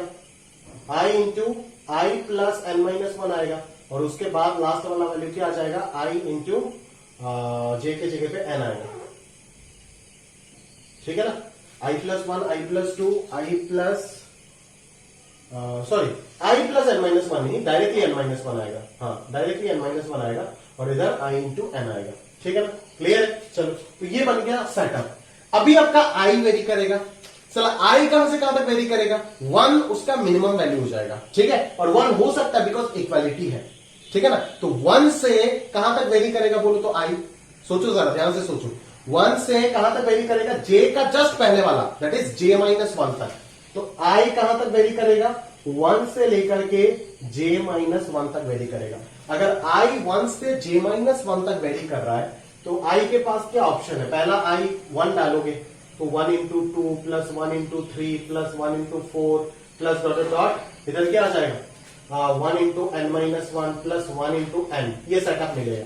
जैसे ही आई का वैल्यू 2 डालेंगे तो 2 into 1 plus 2 into 2 plus sorry 2 into 1 plus 2 अगर डालेंगे तो 2 इंटू 3 आएगा ना, 2 इंटू 3 फिर 2 इंटू 4 फिर 2 इंटू 5 फिर ऐसे चलते चलते चलते चलते 2 इंटू एन माइनस 1 एंड उसके बाद 2 इंटू एन, ठीक है। फिर आई का वैल्यू अगर 3 डालेंगे तो 3 into 4 plus 3 into 5 plus 3 into 6 ऐसे करते करते 3 into n minus 1 plus 3 into n तक पहुंचेगा।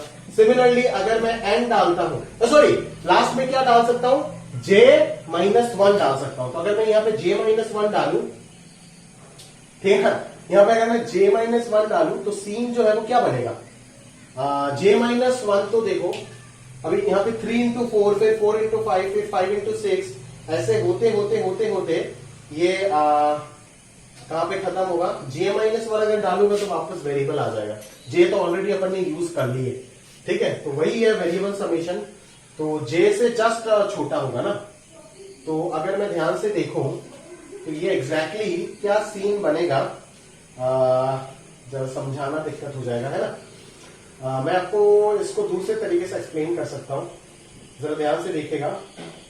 1 इंटू 2 1 इंटू 2 1 इंटू 2 फिर 1 इंटू 1 1 इंटू 2, ऐसे बोल सकते हैं अपन, ठीक है ना। देखो देखो अपन एक साइड बना रहे, जरा ध्यान से देखिएगा, ठीक है। एक साइड बना रहे, जरा एक मैट्रिक्स बना रहे, जरा ध्यान से देखिएगा, ठीक है। एक मैट्रिक्स बना रहे, जरा ध्यान से देखिएगा। 1 into 1 1 into 2 1 into 3 1 into 4 dot dot dot डॉट 1 into n, 2 into 1 2 into 2 2 into 3 2 into 4 dot डॉट 2 इंटू 1, ठीक है। 3 into 1 3 into 2 3 into 3 3 into 4 dot डॉट 3 इंटू एन, ठीक है। ऐसे सिमिलरली चलता जा रहा है, चलता जा रहा है, चलता जा रहा है, आखिरी वाला n into 1 n into 2 n into 3 n into 4 dot dot n into n। Clear है, समझ आ रहा है ना। अच्छा, क्या यही पैटर्न आपको देखने मिल रहा है ऊपर, हाँ देखने को मिल रहा है, बट एग्जैक्टली यही पैटर्न नहीं है, एग्जैक्टली ये पैटर्न नहीं है दोस्त। कौन सा पैटर्न हमें देखने को मिला, 1 इंटू 2 से स्टार्ट हुआ 1 इंटू n तक गया, 2 इंटू 3 से चालू हुआ, यहां से चालू हुआ 2 इंटू n तक गया, 3 इंटू 4 यहां से चालू हुआ 3 इंटू n तक गया, ठीक है ना।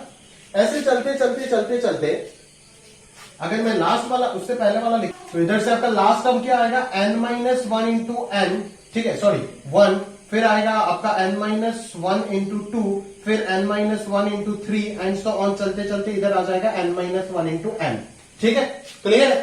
तो अभी आप ध्यान से देख सकते हो कि ये वाला जो चीज है आपका, है ना, ये जो देखो 1 इंटू 2 2 इंटू 3 3 इंटू 4 फिर धीरे धीरे 4 इंटू 4 डिक्रीज होता जा रहा है ना। तो लास्ट वाला जो आएगा वो क्या आएगा आपका, है ना, लास्ट वाला जो आएगा वो j माइनस 1 से j माइनस 1 तक दिख रहा है, और j का मैक्सिमम वैल्यू क्या है, n है। तो इधर जो लास्ट बचेगा, यहाँ पे देखो ना टोटल नंबर ऑफ टर्म्स यहाँ पे जितना है उससे एक कम यहाँ पे है, उससे एक कम यहाँ पे है, उससे एक कम डिक्रीज होते होते होते एकदम लास्ट वाले पे जो आएगा तो लास्ट वाले पे सिर्फ एक टर्म बचेगा n माइनस 1 इंटू एन, ठीक है। तो ये जो आपका नेट इंडिपेंडेंट सॉरी डिपेंडेंट वाला समीशन है वो पूरा ये वाले समीशन के इक्वल है, समझ में आ रहा है ना। और ये वाला समीशन एग्जैक्टली इस मैट्रिक्स में कौन है, ये देखो ये वाला पैटर्न है, पूरा पूरा ये वाला चीज दिख रहा है आपको, ठीक है। एग्जैक्टली ये जो आपको ट्राइंगल दिख रहा है ये ट्राइंगल है आपको ये वाला समीशन, समझ में आ रहा है ना। इधर आपको एक और ट्राइंगल देखने को मिल रहा है, एक और ट्राइंगल देखने को मिलेगा जो कि होगा ये वाला, इधर वाला टर्म क्या होगा, n माइनस 1 इंटू एन तक होगा, समझ में आ रहा है ना। इधर एक और टर्म ट्राइंगल, और ये वाला चीज जो है ये तो आपका पूरा पूरा आपको दिख ही रहा है, ये क्या है n minus 1 into n minus 1, ये परफेक्ट स्क्वायर वाला है, समझ में आ रहा है ना, क्लियर है। तो ये ट्राइंगल को, ये पूरा मैट्रिक्स को आप ध्यान से ऑब्जर्व करो कि ये जो चीज है, ये जो चीज इसको मैंने पूरा स्प्लिट करके आपको दिखाया कि किस तरीके से ये पूरा मैट्रिक्स अपर ट्राइंगल जो है वो बन रहा है। समझ में आ रहा है ना, क्लियर है। तो ये है आपका इसका आंसर, ठीक है। अभी अगर आप ध्यान से देखोगे कि यहां पे जो चीज लिखा गया है, यहां पे मतलब मुझे जो चीज पूछा जा रहा है एग्जैक्टली जो अपन यहां पे जो कर रहे थे, ये 3 वाला क्वेश्चन जो है ना, ये वाला जो क्वेश्चन अपन कर रहे थे, ये क्वेश्चन क्या था हमारा, ये क्वेश्चन था कि इन सब का समेशन, ठीक है ना, ये क्वेश्चन क्या था आपका, इन सब का समेशन का बात चल रहा है। समझ में आ रहा है ना, ये क्वेश्चन जो था वो क्वेश्चन क्या था आपका, ये इन सब का समेशन था। समझ में आ रहा है क्या मेरे पास, क्लियर है। तो अगर ये पूरा समेशन है, ये जो चीज है ये पूरा पूरा मैट्रिक्स को ही इंडिकेट कर रहा है। समझ में आ रहा है ना, ठीक है। बट ये जो डिपेंडेंट समेशन है, ये डिपेंडेंट समेशन सिर्फ आपका ऊपर वाला ट्राइंगल को इंडिकेट कर रहा है, और ऊपर वाला ट्राइंगल का सारे टर्म्स के समेशन जो होगा, यहां पे जितने भी टर्म्स दिख रहा है इस मैट्रिक्स के अंदर, सबका समेशन यह है। सिर्फ ऊपर वाला ट्राइंगल का समेशन यह है, और नीचे वाला ट्राइंगल का जो सारे टर्म का समेशन होगा वो तो इसी के इक्वल हो जाएगा ना, क्योंकि देख रहा है इधर 1 into 2, इधर 2 into 1, इधर 1 into 3, इधर 3 into 1, इधर 1 into 4, इधर 4 into 1 आ जाएगा, ठीक है ना। इधर देख n-1 into n, इधर देख n-1 into n, मतलब यहाँ पे जो जो टर्म है वो सारे के सारे टर्म एग्जैक्टली यहाँ पे है। मतलब ये जो समेशन होगा, sum of all the terms in this triangle must be equal to sum of all the terms in this triangle, ठीक है ना। तो ये कैपिटल M का वैल्यू में किसके इक्वल लिख सकता हूं दोस्त, twice of this triangle, twice of triangle, क्योंकि दोनों ट्राइंगल का वैल्यू मैं इसको भी T मान सकता हूं, इसको भी T मान सकता हूं। T मतलब क्या, T मतलब sum of all the terms in this triangle. M मतलब क्या, M मतलब sum of all the terms in this matrix, ठीक है। तो ट्वाइस T प्लस मैं क्या बोल सकता हूं, ये सारे टर्म मेरा क्या है, 1 square plus 2 square plus 3 square, that is up to कहां तक, n स्क्वायर तक। समझ में आ रहा है ना। तो आपको निकालना क्या है, आपको T निकालना है ना, तो T आप आराम से निकाल सकते हो। T क्या हो जाएगा, m minus this bracket divided by 2। मतलब तरीके से अगर देखो तो इसका जो आंसर आएगा वो क्या आ जाएगा, इसका आंसर अगर मैं ऊपर थोड़ा सा एरेज कर दूं यहाँ पे, ठीक है, क्योंकि ये सब क्वेश्चन अपन लिख चुके हैं, आप लिख देना है ना वीडियो पॉज करके। तो यहाँ पे जो T है वो आपका T क्या है, सिग्मा आई जे, इधर आ जाएगा 1 less than equal to i less than j less than equal to n, ठीक है। तो इसका जो वैल्यू आ जाएगा वो क्या आ जाएगा दोस्त, जरा ध्यान से बोल, ये आ जाएगा T, है ना। T क्या है, M का आंसर क्या आया, sigma R is equal to 1 to n का होल स्क्वायर, ठीक है, माइनस क्या है, ये ब्रैकेट क्या है, सिग्मा R स्क्वायर है, ये ब्रैकेट क्या है, ये सिग्मा R होल स्क्वायर है, तो ये सिग्मा R स्क्वायर है, R is equal to 1 to n, ठीक है, और डिवाइडेड बाय नीचे कितना है, 2 है। मतलब ये निकालो तो ये पूरा समीशन अपने को मिल जाएगा, ठीक है ना। फेमस प्रॉब्लम है, जरा ध्यान से देखिएगा, ठीक है ना। इस तरीके से अपन डिपेंडेंट सिग्मा जो है वो सॉल्व करते हैं, जहां पे आई और जे आई एक दूसरे के ऊपर डिपेंडेंट है। समझ में आ रहा है क्या, क्लियर है, पक्का। आई जो है वो क्लियरली जे के ऊपर डिपेंड कर रहा है, समझ आ रहा है ना, पक्का, क्लियर है। चलो अभी जो आप ध्यान से देखो, एक और चीज मैं आपको बता रहा हूं, बहुत सारे बुक्स में या फिर बहुत जगह पे इसी चीज को आप ऐसे देखोगे, ऐसे लिख दिया है ना, यहाँ पे i less than j less than equal to n, और यहाँ पे ग्रेटर देन इक्वल टू 1 ना देकर के 0 दे दिया। मैं तो बोलूंगा ये दोनों सेम है दोस्त, ये दोनों सेम है, मान के चलो दोस्त, ये दोनों सेम है। क्यों, क्योंकि जब मैं आई का वैल्यू 0 से स्टार्ट करूंगा तो 0 के बाद क्या आएगा, 1 आएगा।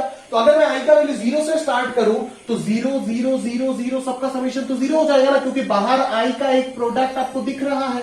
तो क्या इस 0 का कोई इफेक्ट आएगा, नहीं आएगा, समीशन तो 0 ही आएगा। तो आप स्टार्ट जो करोगे वो अपना आप ही तो 1 से स्टार्ट होगा ना। तो बहुत बार आपको इसी सिग्मा को कंफ्यूज करने के लिए ये दिया जा सकता है। तो ये दोनों चीज एग्जैक्टली क्या है, सेम है। समझ आ रहा है ना, क्लियर है। तो किस तरीके से मैंने इसको ब्रेक किया दिमाग लगा करके, और उसके बाद इस चीज को मैंने एक मैट्रिक्स से आपको एनालाइज करवाया, उस चीज को जरा ध्यान से आप समझिए दोस्त, ठीक है। ये खेल अगर आप समझ जाएंगे तो पूरा टॉपिक ही आपका मुट्ठी में आ जाएगा, क्लियर है। ज्यादा कोई दिक्कत वाला चीज है ही नहीं, समझ आ रहा है ना, पक्का, क्लियर है ना, ठीक है। तो आप ध्यान से देख सकते हैं यहाँ पे क्या है, आई लेस देन जे है।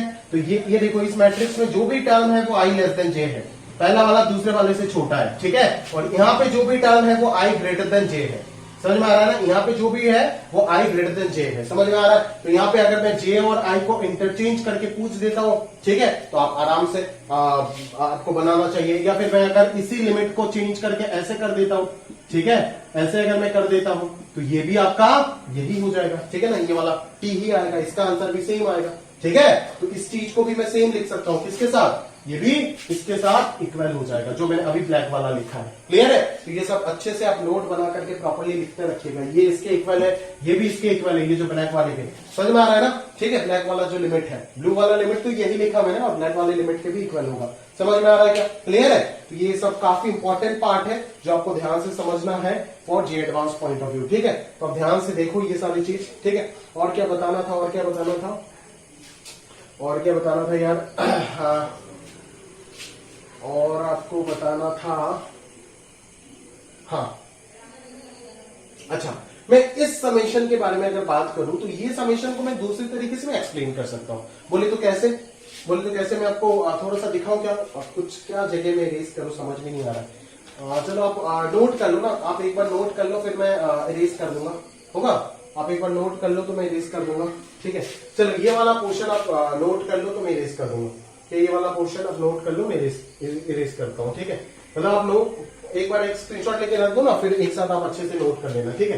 तो आप ध्यान से देखो, अगर मैं और डिटेल में थोड़ा बात करूं, इसको अगर मैं खोलूं तो इस चीज को जहां पे इंडिपेंडेंट था, है ना, इंडिपेंडेंट जो था, तो ये j इक्वल टू 1 से n i इंटू जे है ना, तो इसको अगर पहले वाले को मैं j को सॉल्व करूं तो यहाँ पे क्या दिख रहा है आपको, j का वैल्यू 1 डालूंगा तो i आएगा, फिर j का वैल्यू 2 डालूंगा 2i है ना, फिर 3i, फिर ऐसे करते करते ni आएगा, ठीक है। तो यहां से जब n कॉमन चला जाएगा,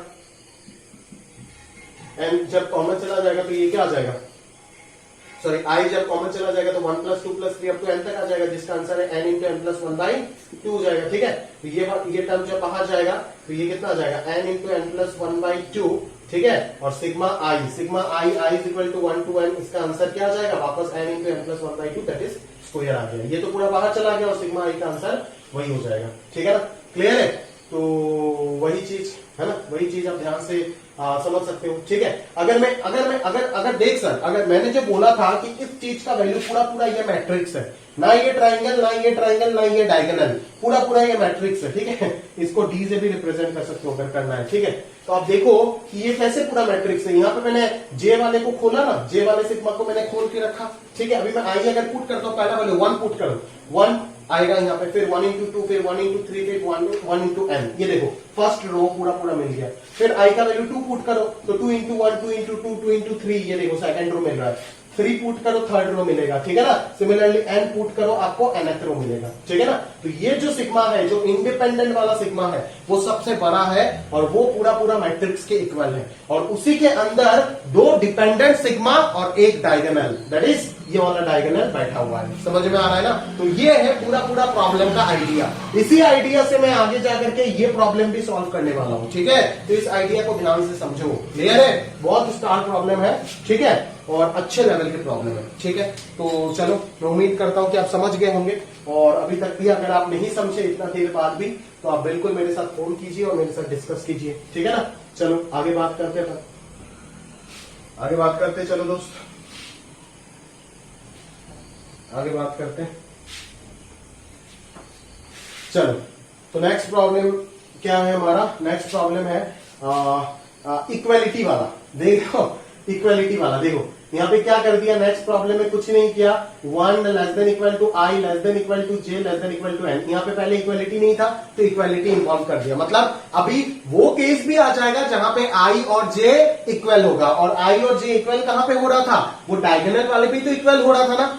अरे यार, आई और जे कहां पे इक्वल हो रहा था, आई और जे डायगोनल वाले भी तो इक्वल हो रहा था। तो इसका आंसर जो होगा वो ये क्या हो जाएगा, ये तो इसी के इक्वल होगा, दैट इज, मतलब मैं डायरेक्टली अगर लिखूं तो ये तो उस ट्राइंगल के इक्वल होगा, टी के इक्वल होगा, और टी के साथ बस डायगोनल आ जाएगा, समझ में आ रहा है ना। तो टी का वैल्यू आपके पास क्या था, m माइनस डायगोनल बाई 2 था, प्लस अगर डायगोनल कर देता हूं तो ये m प्लस डी अपॉन 2 हो जाएगा। तो m का वैल्यू क्या था, पूरा मैट्रिक्स का आंसर क्या था, sigma r whole square plus sigma of r square divided by 2 हो जाएगा, ठीक है। तो ये जहां पे इक्वालिटी नहीं है उस जगह पे sigma r whole square minus sigma are square by 2, और इस जगह पे plus sigma are square by 2 आ जाएगा। समझ में आ रहा है क्या, क्लियर, पक्का, कोई डाउट है क्या, चलो समझ में आ गया ना, पक्का।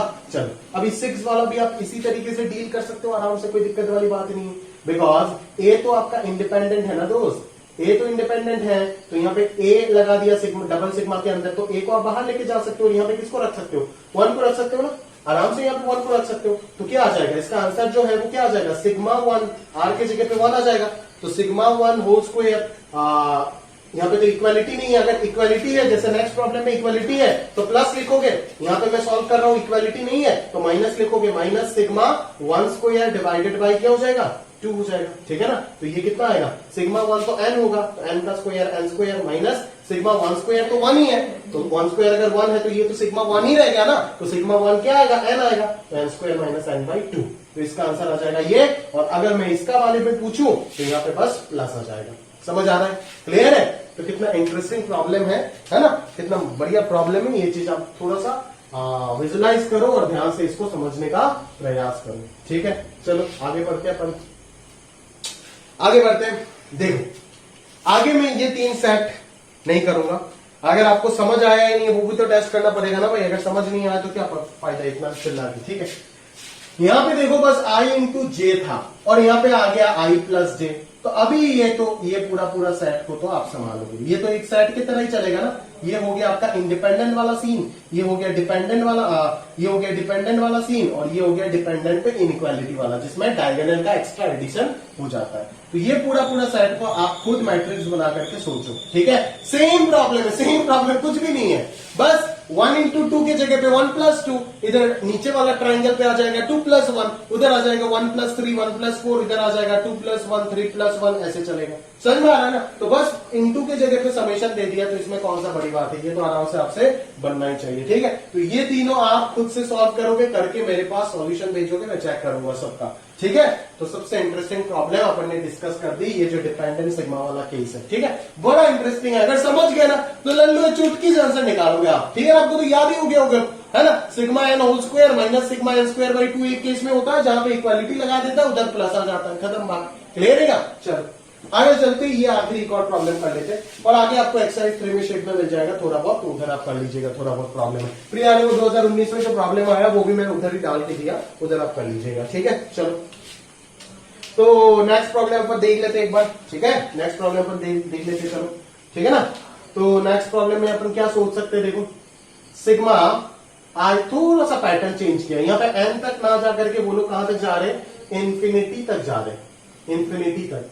तो ये सिग्मा पे कोई लेस देन ग्रेटर देन नहीं दिख रहा है, मतलब आप समझ गए कि ये सिग्मा कौन सा है, इंडिपेंडेंट वाला सिग्मा है। ये क्या है, ये पूरा इंडिपेंडेंट वाला सिग्मा है।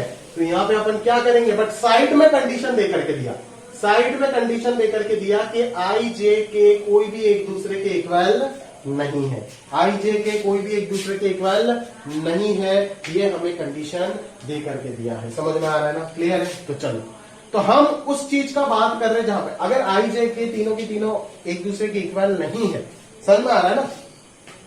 तो इस सीन को मैं किस तरीके से डील कर सकता हूं, जरा ध्यान से देखिएगा, प्रॉपरली देखिएगा, इन्फिनिटी तक जा रहा है यहाँ पे, ठीक है। ध्यान से देखो आप किस तरीके से इसको सोच सकते हो, है ना। आप ऐसे सोच सकते हो ना कि वो सारे केस जहां पे आई जे के इंडिपेंडेंट है ना, वो सारे case, all cases in which i J and के आर इंडिपेंडेंट, ठीक है। तो ये क्या हो जाएगा, जैसे पहले अभी थोड़ी देर वाला ये जो इंडिपेंडेंट वाला मैट्रिक्स था, ये पूरा मैट्रिक्स था और इसके अंदर 2 ट्राइंगल और एक डायगोनल घुसा हुआ था। तो मैं यहाँ पे क्या बोल सकता हूं इसको कि all cases in which i j k are independent to each other must be equal to, किसके इक्वल हो जाएगा, वो केस, ठीक है ना, हिंदी में लिख देते यार, वो केस जहां पर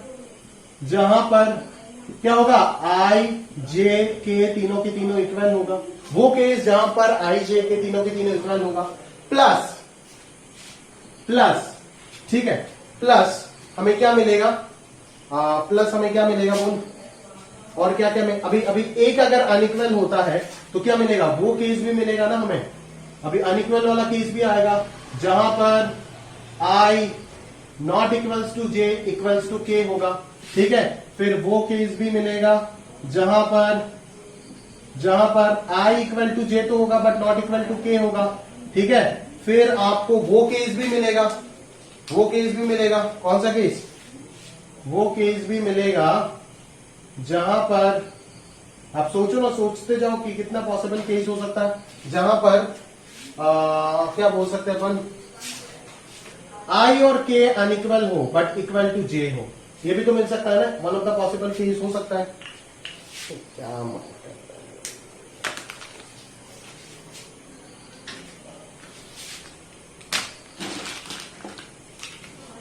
वो केस भी तो ले सकते हैं ना अपन, जहां पे आई नॉट इक्वल्स टू के बट इक्वल्स टू जे हो सकता है, बिल्कुल ले सकते हैं अपन, ठीक है ना, क्लियर है। और एक और केस आएगा, कौन सा, वो केस जो हमें निकालना है जहां पर अभी तीनों इक्वल माना था, फिर एक एक अनइक्वल करना शुरू किया, तो इसमें 3 पैटर्न बन गया, आई जे नॉट इक्वल, जे के नॉट इक्वल, आई के नॉट इक्वल। और एक और अभी अगर अगला स्टेप में जाऊं तो तीनों अनइक्वल हो जाएगा, जहां पर क्या हो जाएगा, i not equals to j not equals to k. तो आपको तो वही केस चाहिए ना दोस्त, लास्ट वाला केस ही तो आपको निकालना है। आपको क्या करना है, आपको तो लास्ट वाला केस निकालना है ना, तो आपको तो वही केस निकालना है ना जहां पर i not equals to j not equals to k है। तो उसका आंसर क्या हो जाएगा, उसका आंसर क्या हो जाएगा, दिस इंडिपेंडेंट वाले से आप क्या करोगे, ये तीनों के तीनों तो इक्वल हो जाएगा ना, ये तीनों के तीनों इंडिपेंडेंट माइनस वो केस माइनस कर देते पहले, जहां पर i equal to j equal to k, और माइनस ये वाला जो केस है, ये तीनों के तीनों केस सेम होगा, तो इसको 3 टाइम्स कर देते हैं, है ना, 3 टाइम्स ऑफ कोई भी एक लिख दो, वो केस जहां पर i equals to j not equals to k, ये तीनों की तीनों इक्वल ही हो जाएगा, ठीक है ना, समझ में आ रहा है मेरे पास। चलो आगे बढ़ते हैं। तो ये हमें निकालना है बेसिकली, है ना, ये जो है ये हमें निकालना है इस सिग्मा के लिए। तो ये इंडिपेंडेंट वाला क्या हो जाएगा, इंडिपेंडेंट को तो अपन ऐसे ही सॉल्व कर सकते हैं ना, इंडिपेंडेंट को अपन क्या कर सकते हैं, ऐसे सॉल्व कर सकते हैं। तो इंडिपेंडेंट वाला क्या हो जाएगा, डायरेक्टली स्प्लिट हो जाएगा ना, इंडिपेंडेंट वाले केस में ये स्प्लिट हो जाएगा, आई के पास, जे के पास, के के पास दे दो। तो आई इज इक्वल टू 0 से infinity 1/3 to the power i into sigma j equal to 0 से infinity 1/3 to the power j, और ये हो जाएगा सिग्मा के इज इक्वल टू 0 से इंफिनिटी 1/3 टू द पावर के। ये तो हो जाएगा इंडिपेंडेंट वाला केस। यार मेरे को मार्कर पेन बहुत सता रहा है यार, ठीक है, माइनस ये क्या आ जाएगा, वो केस जहां पर i equal to j equal to k. चलो अगर तीनों के तीनों इक्वल हो जाए, तो आई जे के तीनों अगर इक्वल हो गया, तब तो ये क्या हो जाएगा, 3 to the power i whole cube लिखने से ही तो होगा ना, ठीक ही तो बन जाएगा सारे 3 टू दी पावर आई, और जे और के का तो कोई सिग्निफिकेंस बचेगा ही नहीं। तो ये 3 to the power i into 3 to the power i into 3 to the power i, तो ये 3i हो जाएगा ना, ठीक है ना, 3 टू दी पावर 3i हो जाएगा बेसिकली, ठीक है। तो इसको तो आप डायरेक्टली आप लिख सकते हो, sigma i is equal to 0 से infinity 1/3 to the power 3i, ठीक है। और ये क्या हो जाएगा, जहां पे 2 इक्वल होगा और 1 अनइक्वल होगा, ठीक है। और तो 2 इक्वल अगर हो जाता है, तो आई और जे मान लो अगर इक्वल हो गया, तो ये 3 टू दी पावर 2i हो जाएगा। तो एक सिग्मा आ जाएगा जहां पे 3 टू दी पावर 2i, और एक और सिग्मा आ जाएगा जहां पे 3 टू दी पावर एक और रख देना के, और लिमिट जो है वो 0 से कहां तक वेरी कर रहा है, इंफिनिटी तक। तो सबको आप खोल दो, तो ये अपना आप आपके पास क्या आ जाएगा, एक इनफाइनाइट जीपी समेशन आ जाएगा। ये तो बेसिकली तीनों को करने का जरूरत नहीं है, ये कोई भी एक का होल क्यूब हो जाएगा, बिकॉज तीनों का आंसर सेम आएगा, दिख रहा है। तो summation of this whole cube minus summation of 1/3 to the power 3i, ये भी एक जीपी है, इनफाइनाइट जीपी है। और आर का वैल्यू जो है कॉमन रेशियो 1/3 लेस देन 1 दिख ही रहा है, तो ये सेटिस्फाई तो हो ही रहा है कंडीशन। और ये 3 टाइम्स ऑफ दिस, अकॉर्डिंगली ये सबको ब्रेक कर दो, आपके पास आपका आंसर प्रेजेंट हो जाएगा, ठीक है ना। तो यही है आपका मल्टीपल सिग्मा का जो फंडा है, वो यही है, ठीक है। तो ये काफी एक इंटरेस्टिंग टॉपिक था। तो सीक्वेंस एंड सीरीज ओवर है ना। मैंने एक एक कोना कोना छान मार करके एक एक टॉपिक आपको बता दी, जो आईटीजी एडवांस में फर्स्ट रैंक लाने के लिए तक भी आपको जरूरत है, ठीक है। समझ में आ रहा है ना, उससे ज्यादा और कुछ नहीं है मेरे पास पढ़ाने का। उसके बाद आप शीट सॉल्व करो, बढ़िया से नोट्स बनाओ, शीट सॉल्व करो, जो भी लेक्चर 7 लेक्चर का डाउट है वो क्लियर करो, उसके बाद शीट सॉल्व करो, अपना आप जो है चीजें क्लियर होता जाएगा। समझ में आ रहा है ना, क्लियर है। तो that's it, sequence series over है, ठीक है। और कुछ है नहीं पढ़ाने लायक, तो जो भी डाउट है पूछ लीजिएगा अकॉर्डिंगली, और डिस्कशन तो होगा ही। तो टेस्ट सिलेबस आपका खत्म है ना। तो अभी आप टेस्ट का तैयारी करो बढ़िया से, और अच्छे से एकदम टेस्ट को दो, ठीक है। क्लियर है। तो आज के लिए दोस्त अपन यहीं पे समाप्त करते हैं, अलविदा।